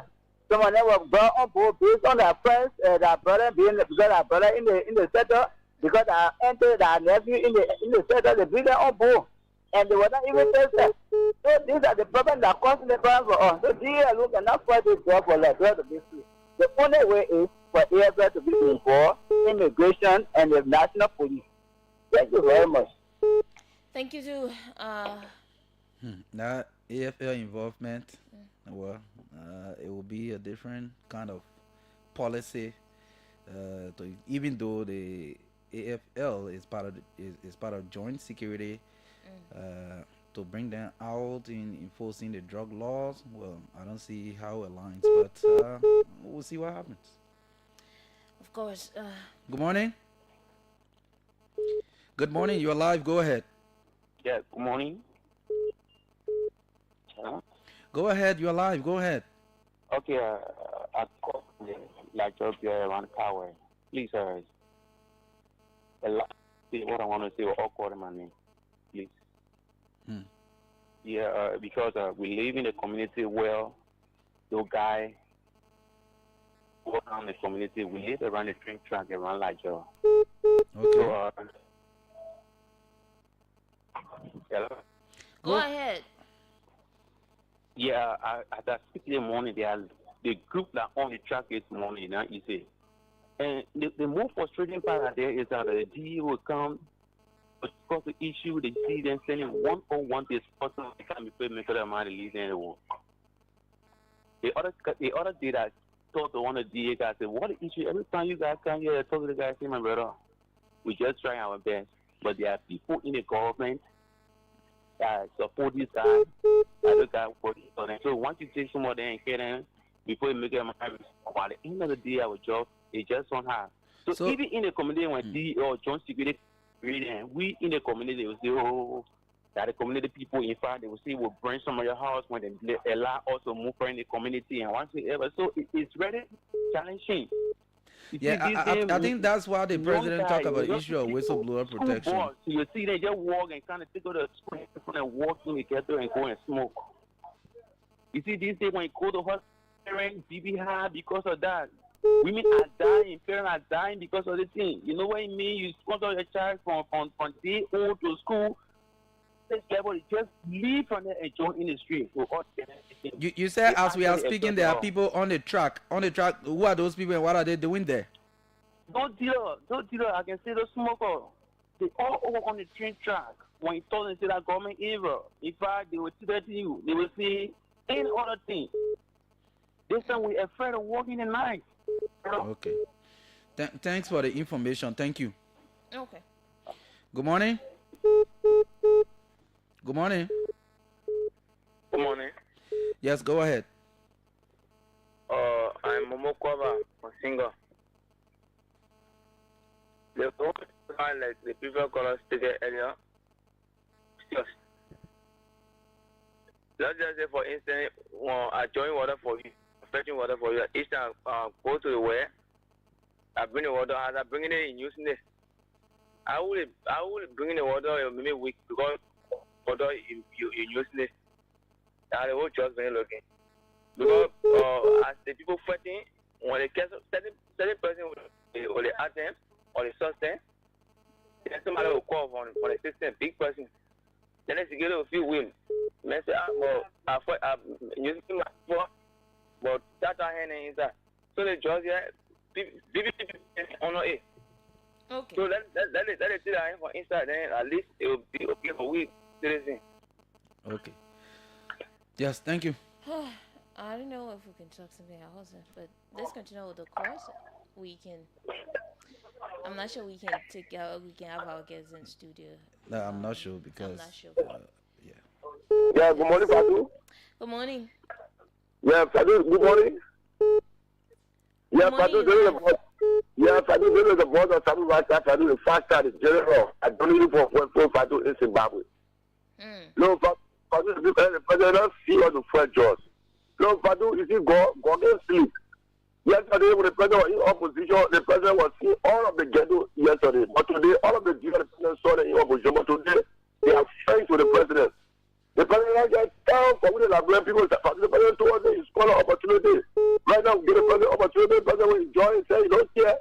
The president just riding private car, riding big car. You know, we want to know. So the president care about, let me tell you about the words in the Bible. Today, actually speak louder than word. Okay. Is it actually all waiting for? Yeah, but thank you for having me. Thank you. The president is serious. The president is grateful. Thank you. Marka. Maybe faster. You know who they call faster? The Tabo Raza. You know faster? No, I know faster. Okay. The message you calling from where? Zimbabwe? You know? Do you also know Zimbabwe? No, I know Zimbabwe. Okay, Zimbabwe is in should I say around ELW? No, around SKD is a very big. They see unfinished building issue we're talking about. Yeah, that's what it is. So when the man say he first start calling from Zimbabwe, people who understand, they understand. But however, he also has to, help his colleagues, help himself out of that, because change comes from within. Yes. Okay, thank God I know faster and I know Zimbabwe, so I'm safe.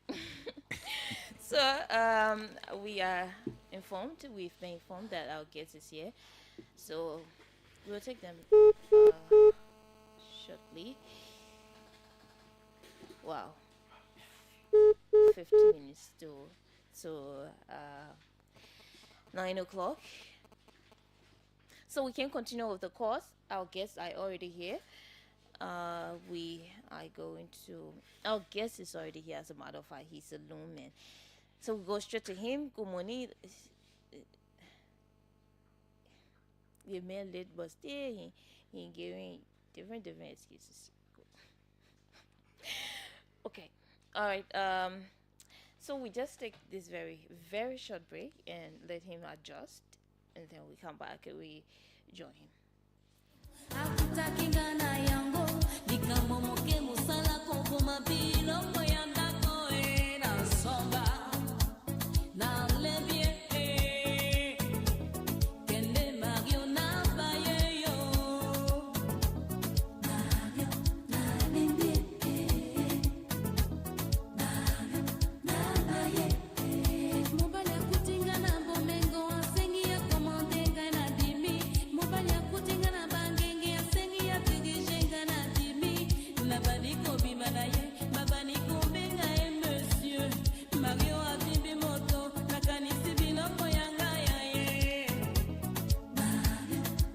We want to say welcome back. We have in studio the male calling name so that we can know who's speaking. So, good morning, welcome.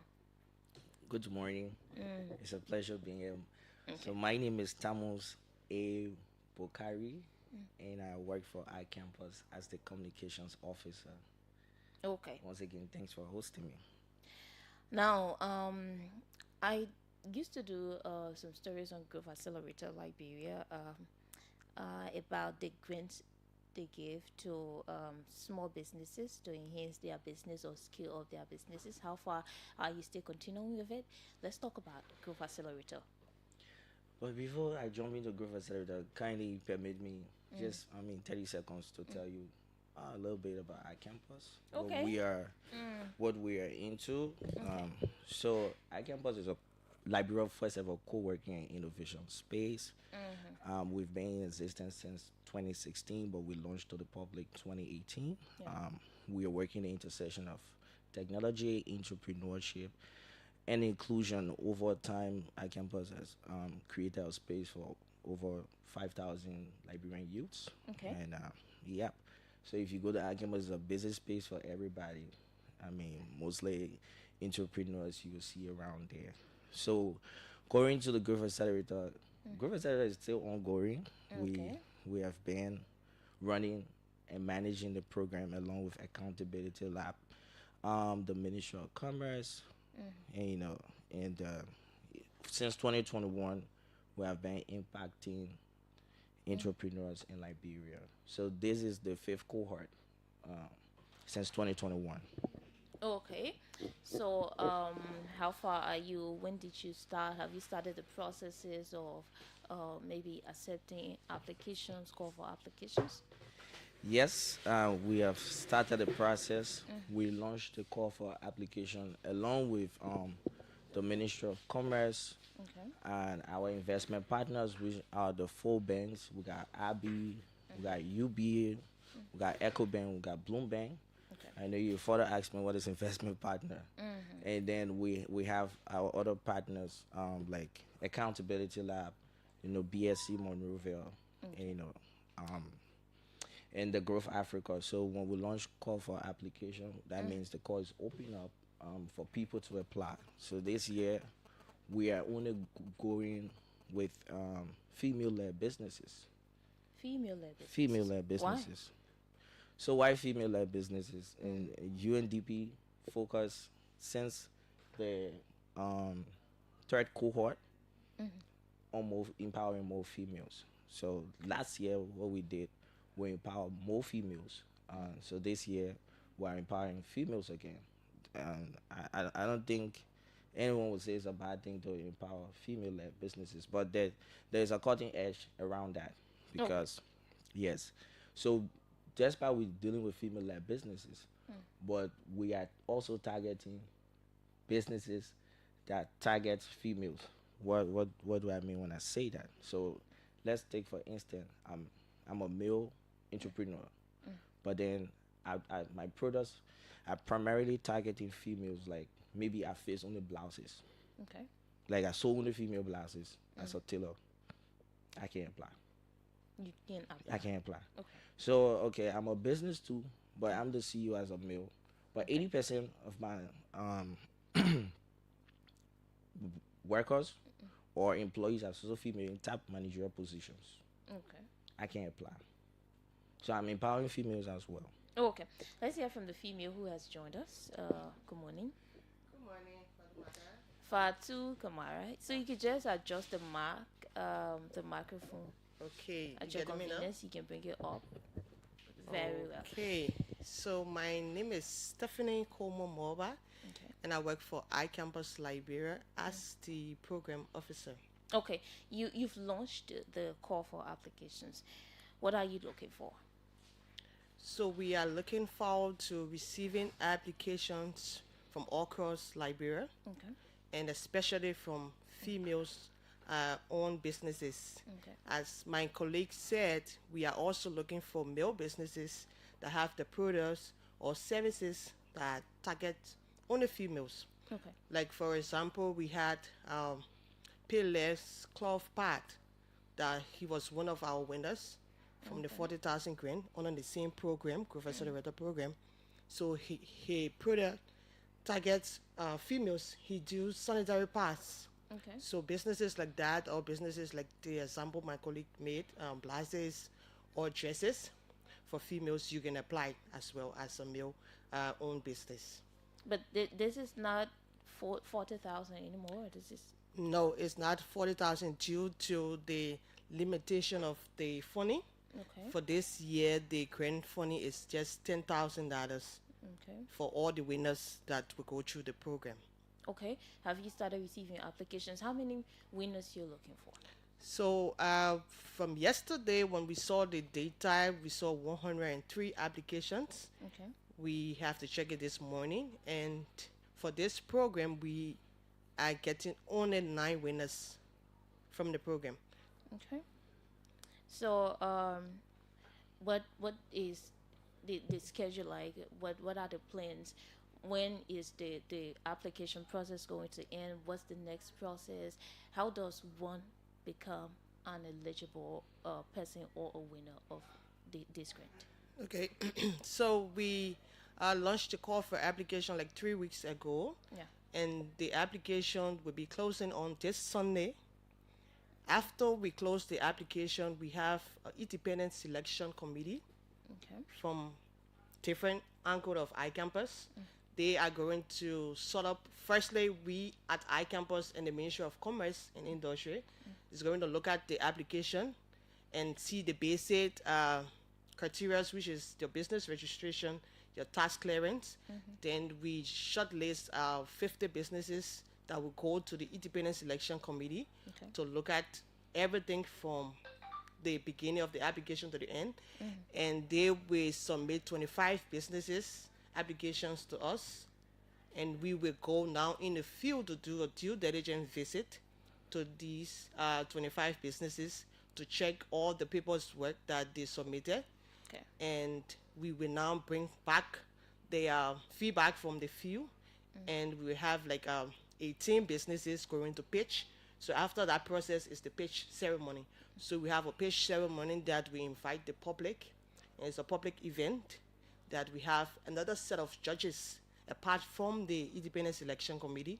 We have a set of judges that come, and the businesses will pitch, and the judges now will make the best out of the 18 that will pitch, and have 9 businesses winning 10,000 each. And after the pitch ceremony, we will have a TOT training for our staff, our consultants, Okay. for the preparation of the boot camp. So we host a boot camp introducing the 9 businesses to the program, and each business has to bring 2 representatives to attend the boot camp and all the trainings. So after the boot camp, we have a workshop 1, we have workshop 2, but within between we have mentorship and coaching that will be going on, and within that time they will receive half of the 10,000, which is $5,000. They will receive the first tranche payment upon giving the milestone deliverable to us. We report it to UNDP, and UNDP will now give the $5,000. They will use the $5,000, and we will go and do a monitoring visit or due diligence to see that they bought everything that they said they stated in the milestone deliverables. Then they write the report. Then UNDP gave the last tranche funding to them. Okay. After the program, we go on to monitor them over the time. Yeah, fam. Great. How did you do awareness? Did you do awareness first of all?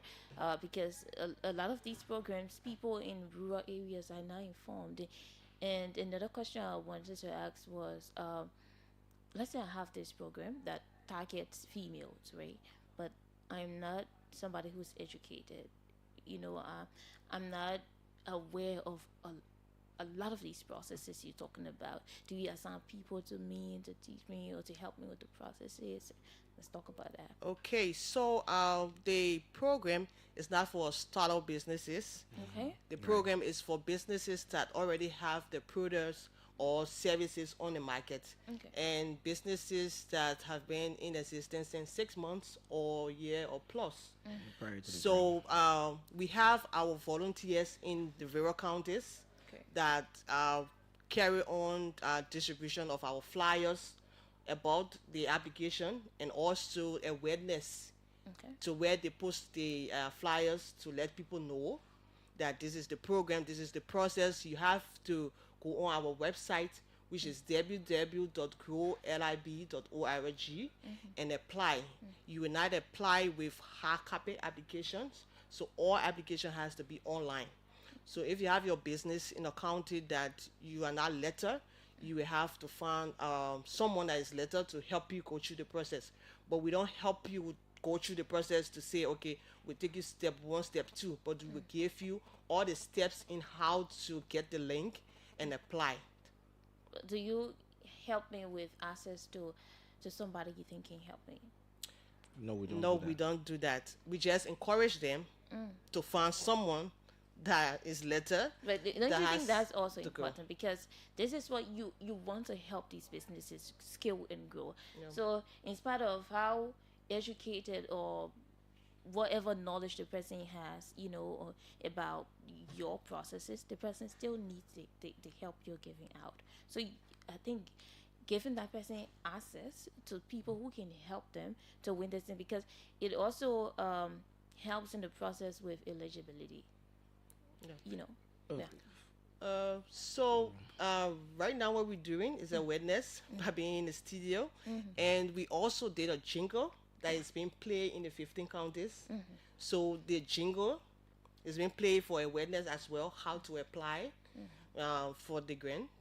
And for all the flyers that we place to these various places in the counties, we leave messages with the people there, like maybe to a marketplace. We meet one person there, we tell them about the program, so just in case they have the people coming there and saying about what this flyer is about, they will be able to explain it to them. And we also have our phone numbers there that you can call our office, then we can assist you in getting to the link and applying.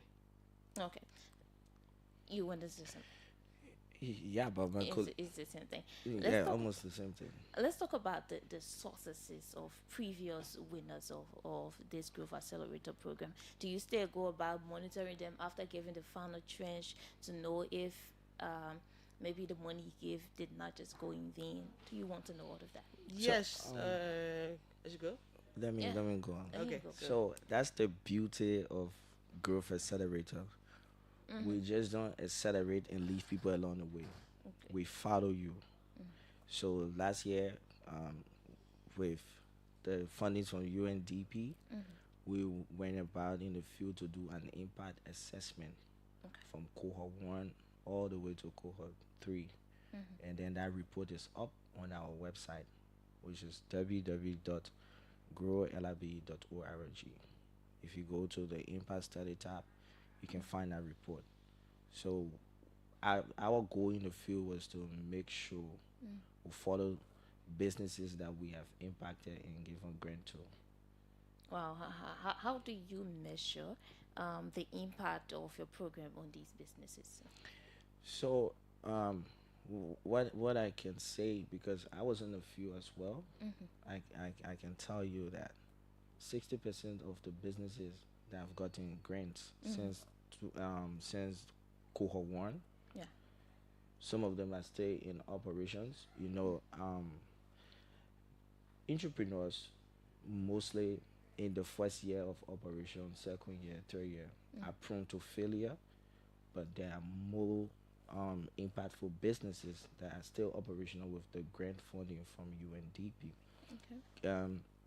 Let's say the business that my colleague mentioned, which is the Payless Cloth Bar, still operational. We have A1 Plus Technology, which is into solar and renewable energy. They are still operational. You can find A1 right around EAWA Road, and they bring quality solar materials to Liberia, and it's very affordable as well.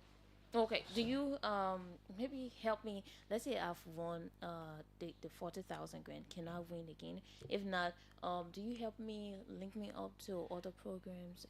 I want my colleague to address that. Yes, sure. Yes. So when you go through the program and you win the program, you cannot come back in the program because you have to leave space for other businesses to benefit. But we don't leave you at that. So we create that business linkages with other businesses. So for every event that we host at iCampus or the Ministry of Commerce and Industry or the UNDP or ECOWAS or whatever partners we have, we make sure that all these businesses, including the ones that did not win the program, attend these programs or seminars or trainings to enable the business grow more. So, Okay. yeah. Okay, we are out of time. Our next guest is already here. What can you say as it relates to the applications? Does it call for applications right now? Maybe somebody listening, they have a business running, they want to apply. What can you say? Yeah, so application still open. The website to apply is www.growlib.org. An application will be closing Sunday, May 9th, which is the 10th of August. So we're already getting applications. Great. And my number is 0776 441380. Call me and I will provide more information about Growth Accelerator. Okay, so my number is 0775 760 129. So we encourage all females led businesses out there to apply, take advantage of this opportunity, and grow your business from point A to point C. Thank you for having us on the show, and we look forward to more engagement. Thank you to Thank you you both, for and having thank me, you so Fatu. much for coming late. You Yes. people did well for coming late. Okay. I apologize. So we go for this very short break. Our next guest is already here. When we come back, we ushered them in.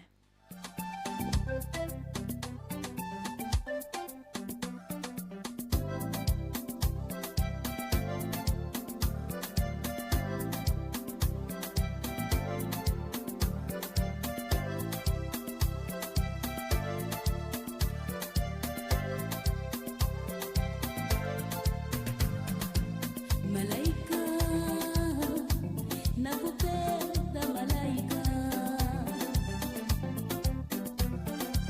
Malaika, nakupenda malaika. Ingekuwa mama wewe, ingekuwa matata. Nashindana nani sina wewe. Ingekuwa malaika, nashindwa na nani sina wewe. Ingekuwa malaika, pesa sasungua roho yangu, pesa sasungua roho yangu. So our next guest is already in the studio with us. He is the acting boss of Lakra Dansai. He is already here. Marka, you can just begin this portion of the program. Yes, thank you, Fatu, and like we indicated this morning, we have with us the acting executive director of the Liberia Agriculture Commodities Regulatory Authority, Mr. Dansai. Thank you for honoring our invitation.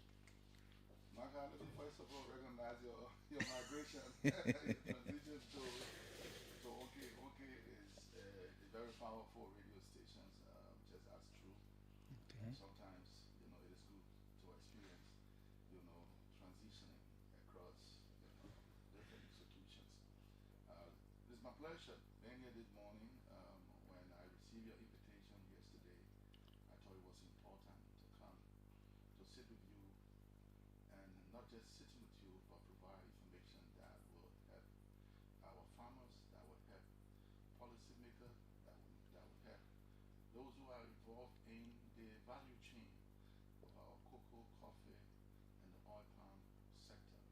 So thank you for this invitation, and we're happy to come and chat with you. Okay.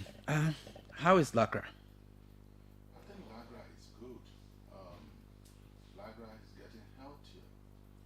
Um, Lagra is being streamlined to provide all of the functionalities as enshrined in the act that created Lagra. Lagra is having a revolution that is needed to make sure that farmers feel and enjoy the fair share of their labor, that those who are involved as buyers will have the full benefit of what they work for. And, you know, the way Lagra structure itself, it creates a kind of economic opportunity for people who are buyers, and of course for our exporters to be able to keep in the business and contribute to the overall process of elevating our commodity value chain and the overall market value abroad. Exactly. I know Lakra has a very critical role to play, especially in regulating certain agricultural commodities in the country, as well as even exporting all of that. Recently, the president appointed you to take charge at that very critical government institution. But firstly, before we go to what you started doing so far, what mandate did the president give you? The president asked me to serve as acting director general. Okay. The president believed we can go in to stabilize some of the unhealthy corporate happening that were taking place there. The president have asked us to make sure that we create an enabling environment to have our farmers benefit, and to make sure that the Liberian commodity sector is given the necessary regulations, programs, so that the value is elevated at international market. So let's look at the role of LACRA itself, even though stated partly earlier, the function of the institution, because if you say agricultural commodities, there are a lot of them. So maybe you can tell us what specific commodities are you working with? Yeah. Right now, at the moment, our focus is on three primary cash crops. Those are cocoa, coffee, and oil palm. But the axes and other commodities. We want to see as LAGRA right now how we can efficiently develop programs for the cocoa, the coffee, and oil palm sectors. And I believe the better we can do that, to make sure that we can strengthen the quality of how we do preparation, starting from harvesting, in fact from planting and going through harvesting and then fermentation, the entire preparation, chain of custody. The better we are able to put that in place, I believe there's a likelihood that we might do other crops. Cashew now is picking up in the country. The coconut, there is no real strong regulations and development programs for that. But for now, our focus is on cocoa, coffee, and oil palm. Okay. Cocoa, coffee, and oil palm. Okay, that is good. However, let's go back to the office. Prior to you taking over, there was some progress report and some even certificates given to those who served there before. But then, whatever the case is that happened, the president sent you there to, stabilize the institution and continue the function of the institution. Tell us, in-house, what have you done so far? Well, those who are around, those who are there, they will see the significant progress that we've made. We've done a lot of work relative to assessing the internal administrative structures and system. And we have started putting in place programs that will mitigate some of the challenges that are within the corporations. For the most part, right now, the corporations does most of their work, financial and other things manually. We are introducing technology to make sure that um, we have an automated system that will help to facilitate fee operations, that will help to make sure that our people can be in the field and we can track them from here in terms of where they are buying their cocoa from. We're interested in making sure that those technology can contribute to address questions around traceability, questions around EUDR. That's the deforestation program. Yes, we'll talk a little bit more about that. Yes. So some of the gains, those are things, infrastructure that we put in place now that will respond to those kind of issues. We've been able to restore our ownership to the full ownership to the Banga estate, which has been in dispute for the last couple of years. We managed to step in after all of the attempts that were made by previous Director General. We stepped in, and that matter has been resolved. The board endorsed the work we've done yesterday.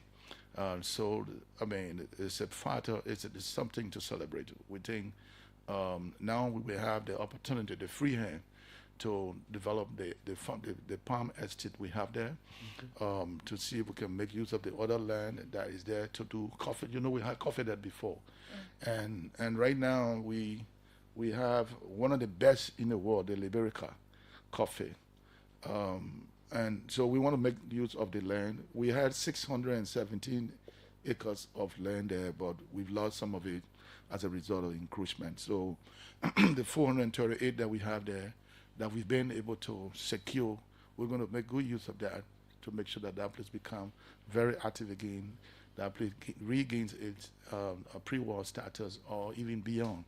So we're working on that. We've set up a management team to start more aggressive work at that location, honor branching and doing other things that are necessary so that that place can regain its stature.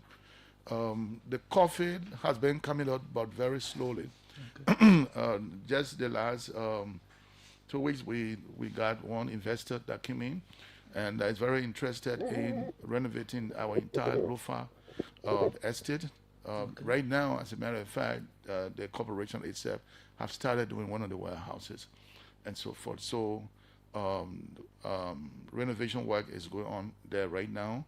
But the rest of we got about 6 warehouses in Lofad, guest house and other clubhouse and other things and so forth, as well as office space facilities.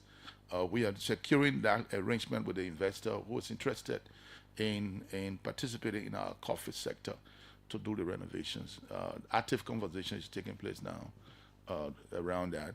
We are working to bring in equipment that will support the work of farmers. Our interest is to make sure that there's proper quality control in our commodity, because quality control is linked to price internationally. So we are making sure that farmers get the kind of training that they need. We are building a network. We are talking and strengthening relationship with CDA, which is the agency responsible for cooperative development and so forth. And that relationship is to enable us to have link with CDA cooperatives, because the kind of support we want to provide or secure on behalf of farmers can only be more beneficial through cooperatives and so forth. So we are working and trying to strengthen, identify cooperatives in the cocoa, in the coffee, in the oil sector, in the oil palm sector, to give them the kind of support. That kind of cooperations have already begun. On our takeover, we got to realize that there is a serious prevalence of smuggling of our cocoa either across or coming in. And the thing is, when it goes across, it limits our revenue generation potential. When it comes across, it has the risks of coming with byproducts that when it enters the international market, we take the buyer credit and so forth. So we started visiting borders. We were in local tour. We went to local tour and we spoke to border security, tax officers there, to tell them the kind of cooperations we need from them. We have also written the national leaders of these agencies, the Police Inspector General, the Director General for LRA, and the Immigration Chief. We want to hold meetings with these people, these executives responsible for these agencies, especially for border control, to give us the cooperations so that we can stamp the whole thing about smuggling and other things that try to taint our credibility as an emerging and aggressive, actors in the cocoa, coffee, and oil palm industry. That we've started already. We've set the standard for cocoa buying. We know our farmers, they make their farm, and the price of cocoa that they give at farm gate is left to the dictate of the buyer. So we have set the price for cocoa. We did it very, very, very participatorily. We brought in international partners, we brought in farmers, we brought in exporters, agents.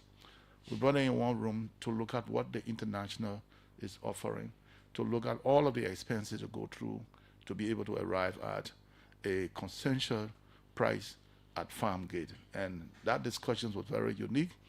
It was highly enthusiastic, and our people participated. Yesterday, the board met and made a decision that, yes, the price now, we can set that.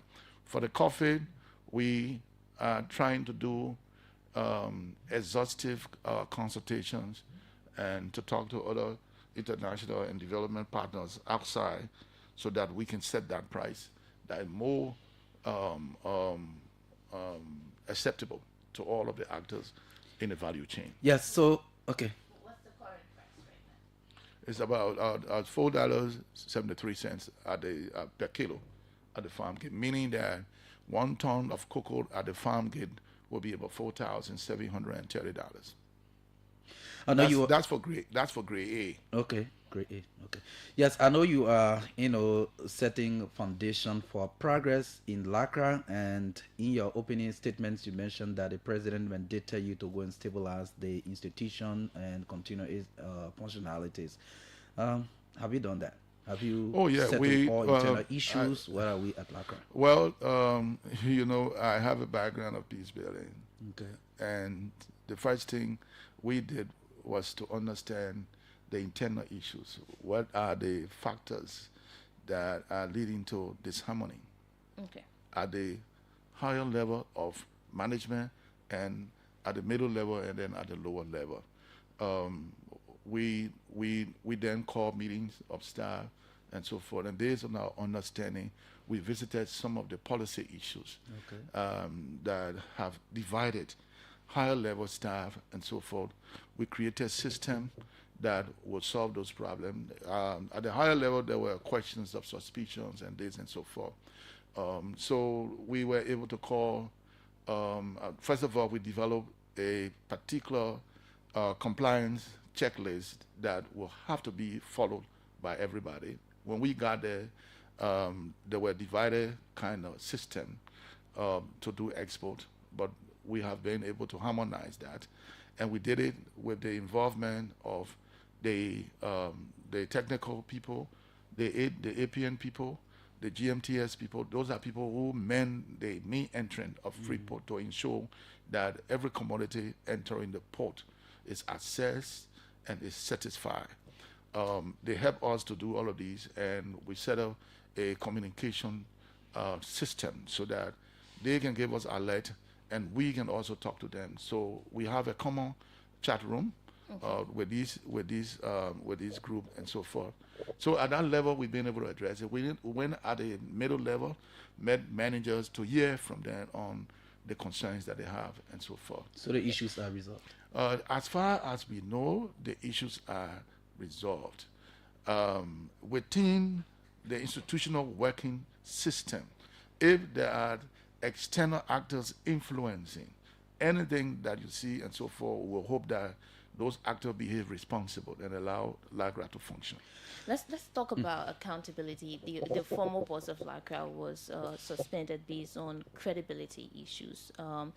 What are you doing now to enhance accountability, or maybe reform internal systems to enhance accountability at LACRA?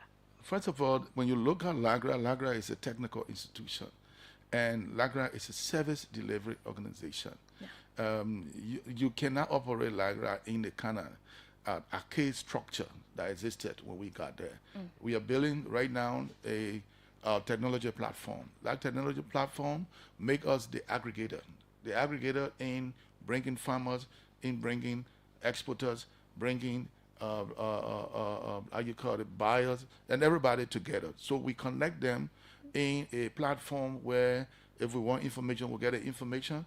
If we want to know what our quality control people are doing, we can stay in our office. Once that platform is completed, we know whether a staff is working and doing their work in terms of doing quality control. One of the things that we have introduced, we know some of the things that people do there. We don't want money to be in people's hands any longer. So agents stay, for example, in this part of the country, and they want to make their payment. And then the payment is made to somebody, oh, I can't reach there, but since you are here, you work there, yeah, my payment, please pay, and so forth. You know the human tendency. Sometimes people misapply. We have an issue right now, and we are investigating a staff who was involved in similar situation and was authorized, according to him, by the former DG to take the money home and use the money for its weekend. That matter is being investigated. But yet, these things are done. How much is that money? It's $310. And then there was also another incident that where some money was also in the same person's hand at some point. So we think there must have been a pattern. And we put in place a system already to deal with that pattern. And the way to deal with it is to make sure that no payment, that farmers in whatever zone doesn't come to Monrovia before they can make payment. We are assessing banks to make sure that we have, even if that little account we deposit in banks, to see banks that are located in certain parts of the country, so that farmers or agents will have the opportunity to make payment from any location. We are also trying to integrate mobile payment platform so that people can make payment from anywhere and make sure that systems can capture that money when it is paid. That's one of our interventions in dealing with the questions of transparency. At the office level, we are working aggressively to develop an automated financial system that that reduces the how they call it, exchange or money playing into people's hands and all that kind of stuff and so forth. And that enabled me to sit in my office at any point to track the system and know exactly what is happening. What kind of system is that? We're trying to bring in how they call it, a QuickBooks system that will be used by us and our financial people. So those systems have been put in place.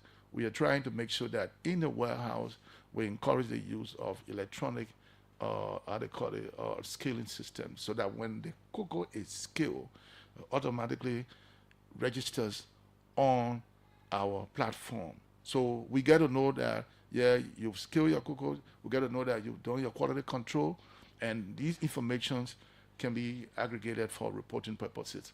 Now, we right now, our team is working and we are developing our data collection platform. We'll be getting to all of the other stakeholders who are connected with the sector before we can get that particular platform out. What we want to do, we are working towards now, thinking about doing mapping of our farms.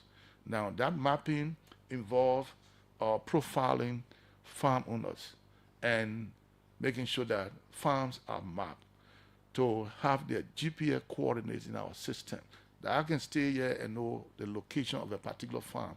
When that is completed, the whole questions of traceability, the questions of EUDR will be addressed, because when you buy your cocoa, I will know the location of the farmers you bought that cocoa from. That particular technology will be able to trace where the cocoa came from and where you got it from.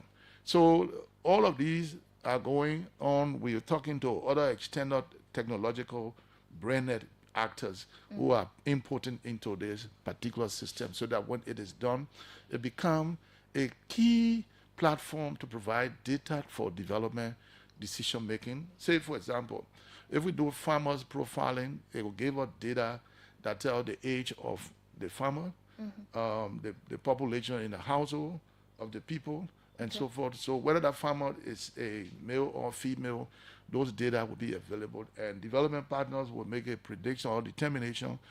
If they look at the data, they know how many males are involved into farming in region X, and what kind of crops is dominating in that region, and so forth. So all of these systems could be used for key decision-making processes of our development of friends of the country itself. You know, so by the time that is done, we know which farm has aged, or why production is not high in region X is either because the farms there have aged and there is need for replanting, or if production is low, it could be that the production capacity of the farmer itself has diminished because of their age and so forth. So the country or LAGRA can decide now to start to support young people who will have to go into farming to replace the aging farmers who have not been able to produce as they are anticipated to do. Okay. So you can see the kind of innovations this particular mapping is going to produce, is going to offer for the country.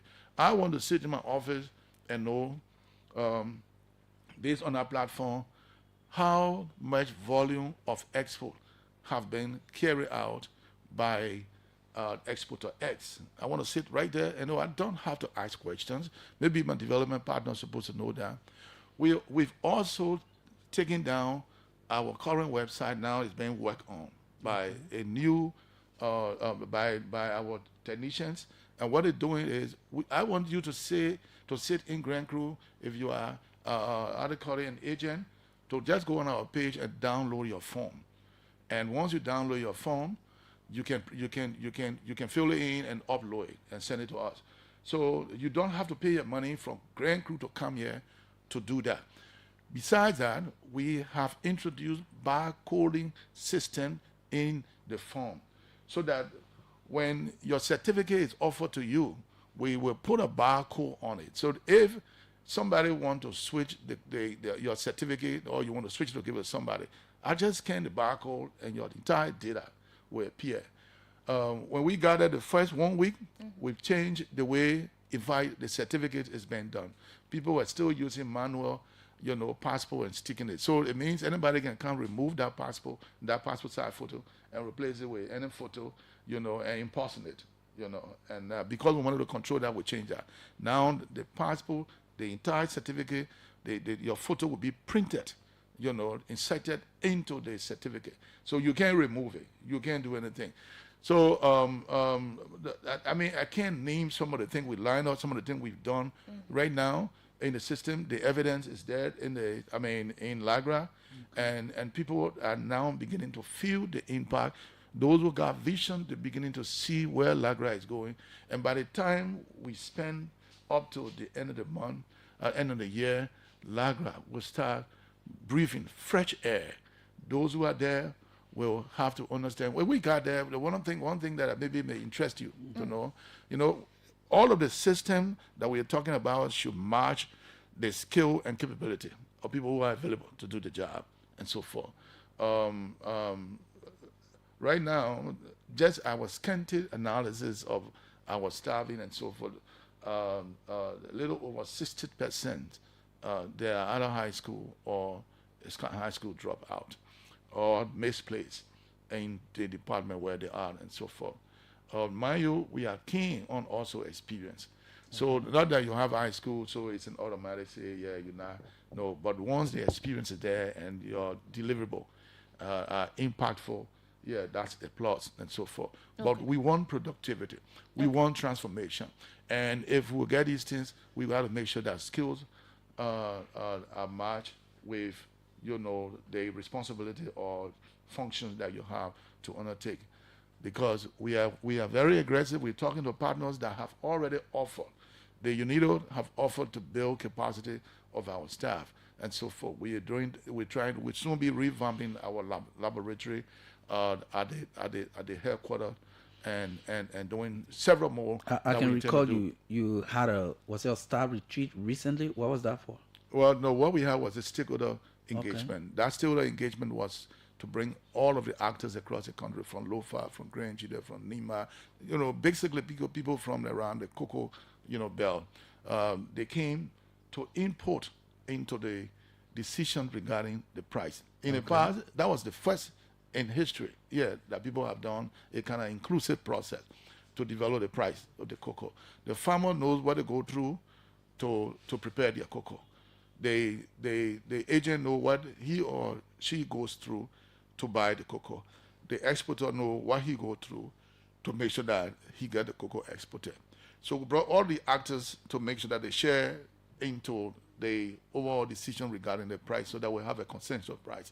Because we don't want a powerful exporter getting to a particular farmer and beating the price. There are sanctions if people did that, based on our regulations that we are dealing with. Okay. And another thing that may interest you, because we want to keep Liberian in the sector, we want to empower them. We have a system, no exporter can have his own agent to go and buy cocoa. You all buy cocoa from farmers. Okay. You have to buy through agent, the local buyer. The intent is to keep the local people also in business and so forth. So if you want to buy as an exporter, you got to buy through an agent or local buyer, as we call it right now. So the local buyer are the one who buy from the farm gate and so forth. So these are processes, some of the transformation that we've hit in already. As we go through, we are refining them, we are reviewing, we sit down, occasionally and reassess these processes to make sure that, they are making the necessary and the expected impact. Good. So one of the key issues I came across recently within the cocoa sector, and there was whole stakeholders gathered also to talk about this European Union deforestation regulation. And at that event, I realized that there were a lot of farmers who have not gotten a clear understanding of what this regulation is. Even importers were raising issues and all of that. But for the sake of some farmers who are following and stakeholders, can you state clearly what is the EUDR? The EUDR is this thing we call deforestation. In most parts of our community, people do shifting cultivation here and there and so forth.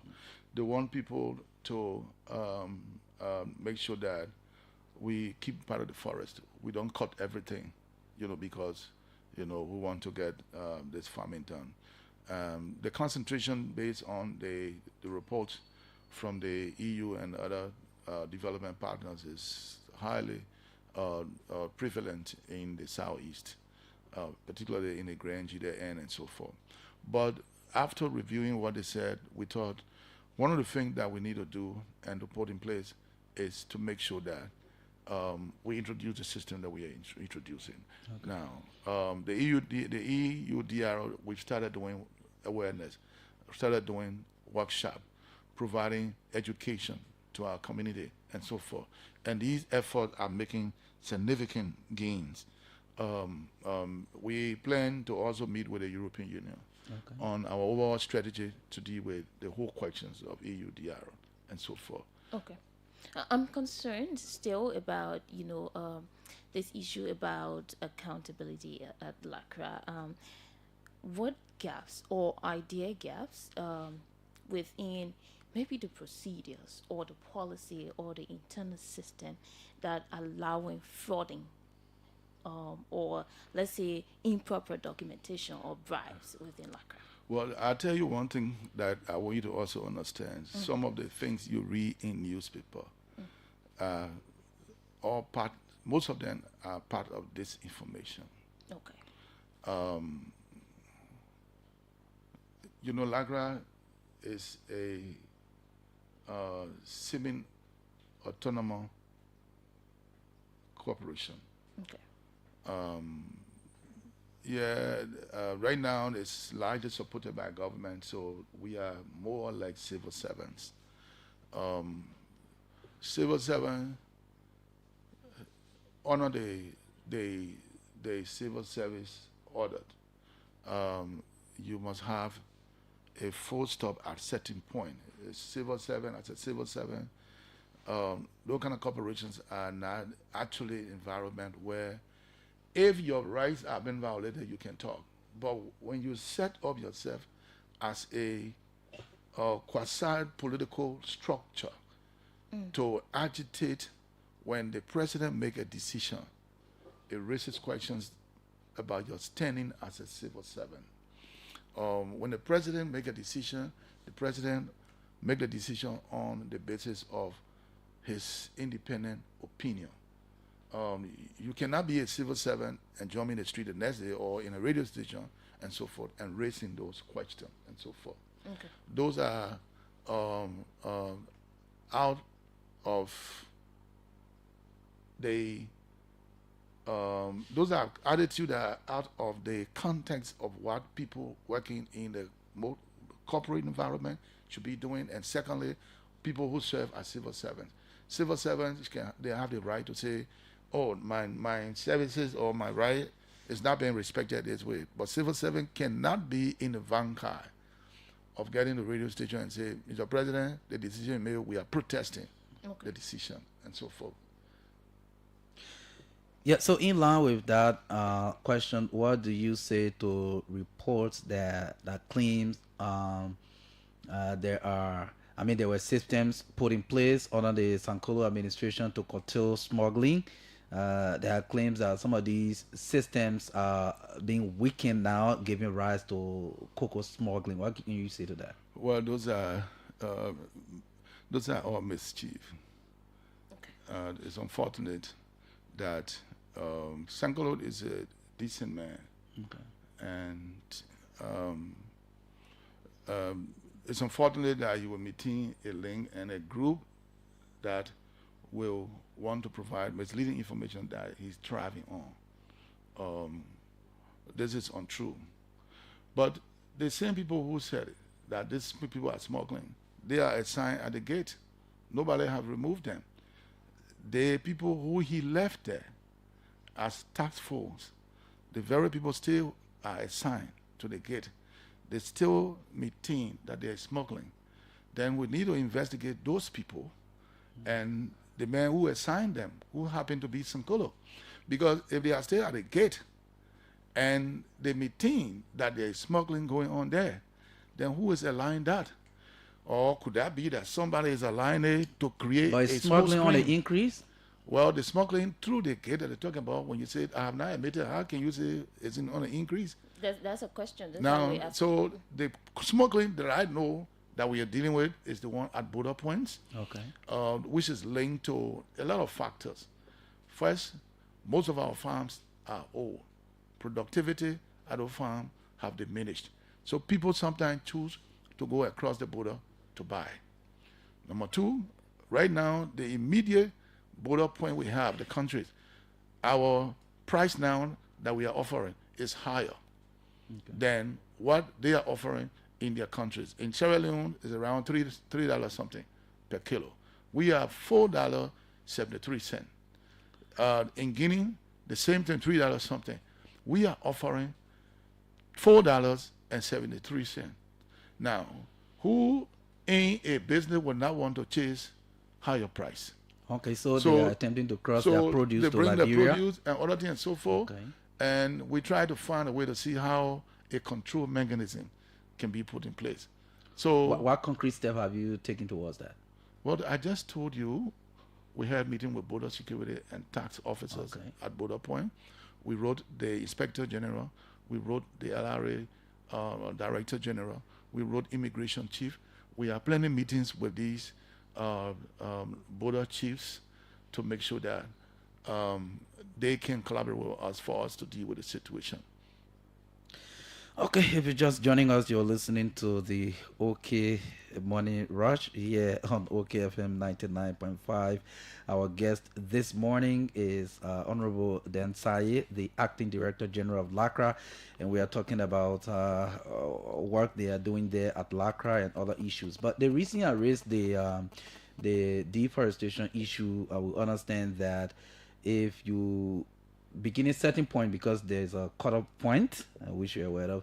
Beginning certain point, if you try to clear half forest to plant rubber, or cocoa, this produce will not be sold in the European market. I think these are some of the things they talk, and the farmers are concerned about these things. So, in terms of awareness and educating the farmers on these issues, how serious is LACRA about that? Well, we just told you we have started building our technology platform. Okay. Now, EU pronouncement is also concerned with knowing where the cocoa is coming from. Yeah. And they are concerned about smuggling. We told you we are doing a mapping of the farms so that by the time we are done with that, we can, in fact, we are collaborating right now with IFA, because IFA is doing nursery. Okay. One of the factors I told you that is also supporting some of the processes. Farmers live on how they call it, on their cocoa. If their farm is not producing more, they will find every means to get the cocoa so that they can survive. The next thing is this shifting cultivation that I told you. The education will inform people so that they go to these lowland, if you're using lowland land, lowland forest, lowland, how they call it, land to do your planting. But you can cut down all the forests in that locality simply because you want to plant cocoa. So it's all part of the kind of education that we are carrying on. Okay. We have to open the phone lines because time is running. 0777 700 995, 0555 995 995. The females can call on 0778 594 595. Those are the numbers to call and be a part of the program. I think we just continue as we are with the course, Marka. Yes, we can continue as we are with the calls. Again, you can speak to this thing because the reason is that the last time we went in a forum, a lot of the farmers really raised issue about this regulation thing. But again, you've already said there are ongoing information sharing. All of that. Good morning. Yeah, good morning. You're live. Let's hear you. Yeah, thank you very much. This is Adolphus GP1 calling you from the Freeport of Monrovia. Okay. I want to commend highly the Honorable DG, Honorable Dan T. Saye, for providing this credible and tangible information to the public. And I tell you, thank you for coming to LACRA to stabilize some of these negative things that have been happening in LACRA. He's working hard. We're following him. Okay, you have to he and his team. Again? Yeah, others are waiting. Yeah, so he's working hard, and we're following him. We're praying for him, and let him continue his good work. He should not mind distractors. Let him focus on what the president sent him to do, and exactly is what he's doing. So he should not be distracted, and he should not be discouraged. Let him just focus and do what the president sent him to do. And thank. Okay. Good morning. Good morning. Good morning to the Honorable Dan Saye in studio, the Director General of LACRA. My name is Eko Sinawi. I joined the conversation from Providence City, Mosovado County. Okay. Let me take this time to appreciate the Director for his transformative leadership in territory LACRA. I heard you asking a question concerning smoking of cocoa out of Liberia, as to what he's trying to do or what happened. I think first on the side, go to LACRA, there have been no changes. And those have been assigned there by the previous administration or the previous director and stay posted at their post. So you cannot be working the system and you want to undermine the system. So if they are crying that Coco is smoking out of Liberia, then I think they should be held responsible. I want to call on the Director General in studio to launch a thorough investigation, and anyone found guilty of kidnapping with people to undermine his leadership, there should be appropriate action in accordance with the Civil Service law. Okay. I think he's trying his best. I can tell by the teacher laughing of Lacra, he's trying his best to see our best. Transparency, accountability can be done at that entity. That entity have a lot of losses before. Okay. Working. Good morning. Good morning. My name is Jovi Thompson, and I join you from my own area. 30 seconds. Thank you so much, DP. The president didn't make mistake to bring you in Lacra. So you have a great responsibility, and I believe that you are going to curtail all the responsibilities. One of the responsibilities that the president actually trusted you and brought you, is to settle down the argument between, the farmers and that of the exporters regarding prices. And we believe with the level of responsibility you have exhibited recently, bringing the exporters and that of the farmers, all the partners together, I believe everything will be, okay for the people of Liberia and that of the farmers. Thank you. Thank you. We take 3 more and go back to. Good morning. Yes, good morning. Your life. Let me say good morning to Fatu. Let me say good morning to Marka. And let's say good morning to the director, my own people, Mr. Down. You have to shake up a little bit. Your line is really bad. Wow. That's bad. Hello? We can continue. Hello? Yeah, Fatu, good morning. Good morning. Yeah, so I heard the director general mentioning the issue that people say they are smuggling cocoa out of Liberia. So it means that there must be a cartel because then the director general take over. They are not even taking 2 months. So it don't last. Are there to smoke cocoa out of Liberia. Okay. I'm not sure I heard that. Yes, but, I think he wants. yeah. He believes there's a cartel and the DJ should break it down. Okay. Let's take this one and go back to the DJ. 0777 700 995 0545 995 995. Good morning. Good morning. Good morning. Good morning. Good morning, man. To my studio girl. Yeah. Thank God so much. There's a Paco coming from Fiamma USA. Okay. I don't know if so much. I call you saying thank you. Now, what I wanted to see on the country and say improvement, seeing it, to help people then, and yet they are going to work on. Not that, out there. I would call the some people to say thank you, but we see the development, we see the improvement. When you do good, we talk it. When you see the wrong, we criticize it. So thank you so much.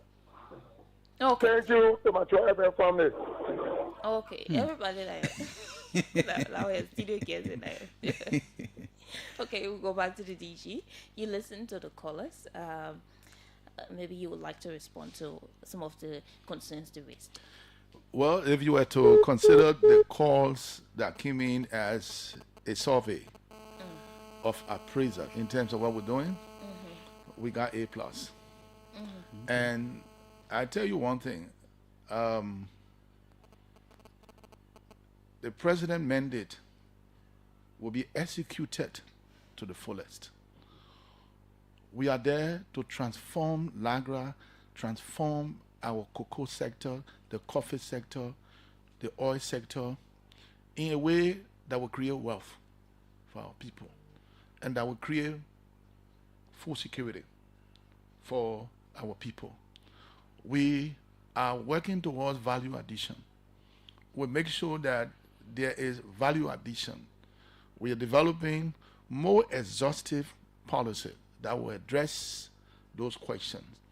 How we encourage value addition. There are some of our citizens that are here that are working in that sector, in that area of value addition. We will visit their offices, we will encourage them, we'll make sure that we design programs that are strategically targeted going forward. Look, right now, the sector still got some real serious issue. In the first place, when farmers harvest and they prepare their cocoa, they worry as to how to get it to the farm gate. The agent buy, they're thinking where to get vehicle from. And our overall integration program is considering how we can have arrangement with transportation companies. Okay. And they're going to have connection on our platform. And the connection they're going to have on our platform is when a farmer call from the farm gate or a cooperative call from this location, they say our farmers have this quantity and we want to collect. So in that platform, the transportation company that are registered can be contacted depending on where they are stationed. They go and pick up those food. The arrangement will be made on how they can be paid. So that platform will take care of a lot. We were just discussing, I was just telling my colleagues, the staff, as to some of the things we are thinking about. One of the things that bother farmers is the lack of farming implements. And we are working towards setting up hubs across various regions of the country where a farmer can sit and just call and say, hey, you know what? I need this to do undercutting of my farm. I need this fertilizer to do this. I need to do that. When they call us, we will instruct any of our hubs that will be around to supply them. And the payment arrangement is going to be made, but we will make sure that that is properly structured. But these are some of the vision that we are bringing because we are digging into the real issues that trouble farmers and so forth. So the minute this is done, the questions of logistics, transporting their produce to the nearby location for sale, those questions, we're going to find a way to deal with them. That's why we say we are setting up ourselves to be the aggregator. So farmers will reach us, logistic company will reach us, buyers or exporters will reach us. So that kind of platform is a platform that will integrate all the different players in the value chain. Okay, we are running out of time, so maybe we just have to wrap up because shortly the news team will be behind our back. Is there anything else we did not talk about that we want to talk about? You want to? Well, the only thing I would like to say in closing is I want to reassure my boss, the president, that he has gotten the solution to transform Lagra. And that solution is the team that I'm leading. We will work to make sure that farmers feel the impact of Lagra. We will work to make sure that those who are in the value chain play their role actively and that the process remain transparent and that everyone, based on their responsibility, is accountable in the process. We want to advise all of those who engage into all of these different distractions to disease because they got nothing to benefit. They are putting out information that is unfounded. We have a team that is committed. If they have other ways they think they can create attention, they need to focus on that. It's not by spewing out information that, has no foundation. So we want to encourage our people that we are putting in place a program that will get out to you. Our media people are working on their strategy so that every corner of this country gets the information about the price that we have set. Cooperatives, we will meet them so that they can also be able to meet their farmers. We are talking to community radios that are specialized in agricultural reporting. They're going to take the information out. We've spoken with the ERBC Rural Communication Program. They're going to help us to get to community. We are developing cartoons. They'll start talking to us too. So yeah, national level. Hey, I'm talking to you right now. so we're going to be using cartoon because pictorial for our people to see how to prepare. Because all these things, even though we're going to share the information, we are very key on quality. Okay. So thank you again for inviting us here. And we want to reassure all of those who believe in us, the president, and all other people who are involved into this cycle of making sure that the Unity Party government achieve its vision of making life easy for the Liberian people. Just in 2 seconds, do you set the price monthly, quarterly? No, we're going to do it quarterly. We know the price on the international market fluctuates. But we also are in considerations of the cost for getting out every time the price changes. Say 2 days the price change, then we'll get out and change the information. So we want to set it for 3 months. Within that 3 months, once the price change, we'll go back and make sure we change the price and so forth. But it may interest you to know that we are setting up a committee, a technical committee that will be involved, because we might not be calling the big group of people all the time, but that committee will review the price, and it will comprise of a multi-stakeholder group that will always review the price and so forth. Thank you. Thank you. Thank you, Chief. Thank you. My name is Fatu Kamara. Marka, thank you too for joining me today. It's a good thing. Next Friday we'll be here. I'm out of here. I'll talk to you when I talk to you.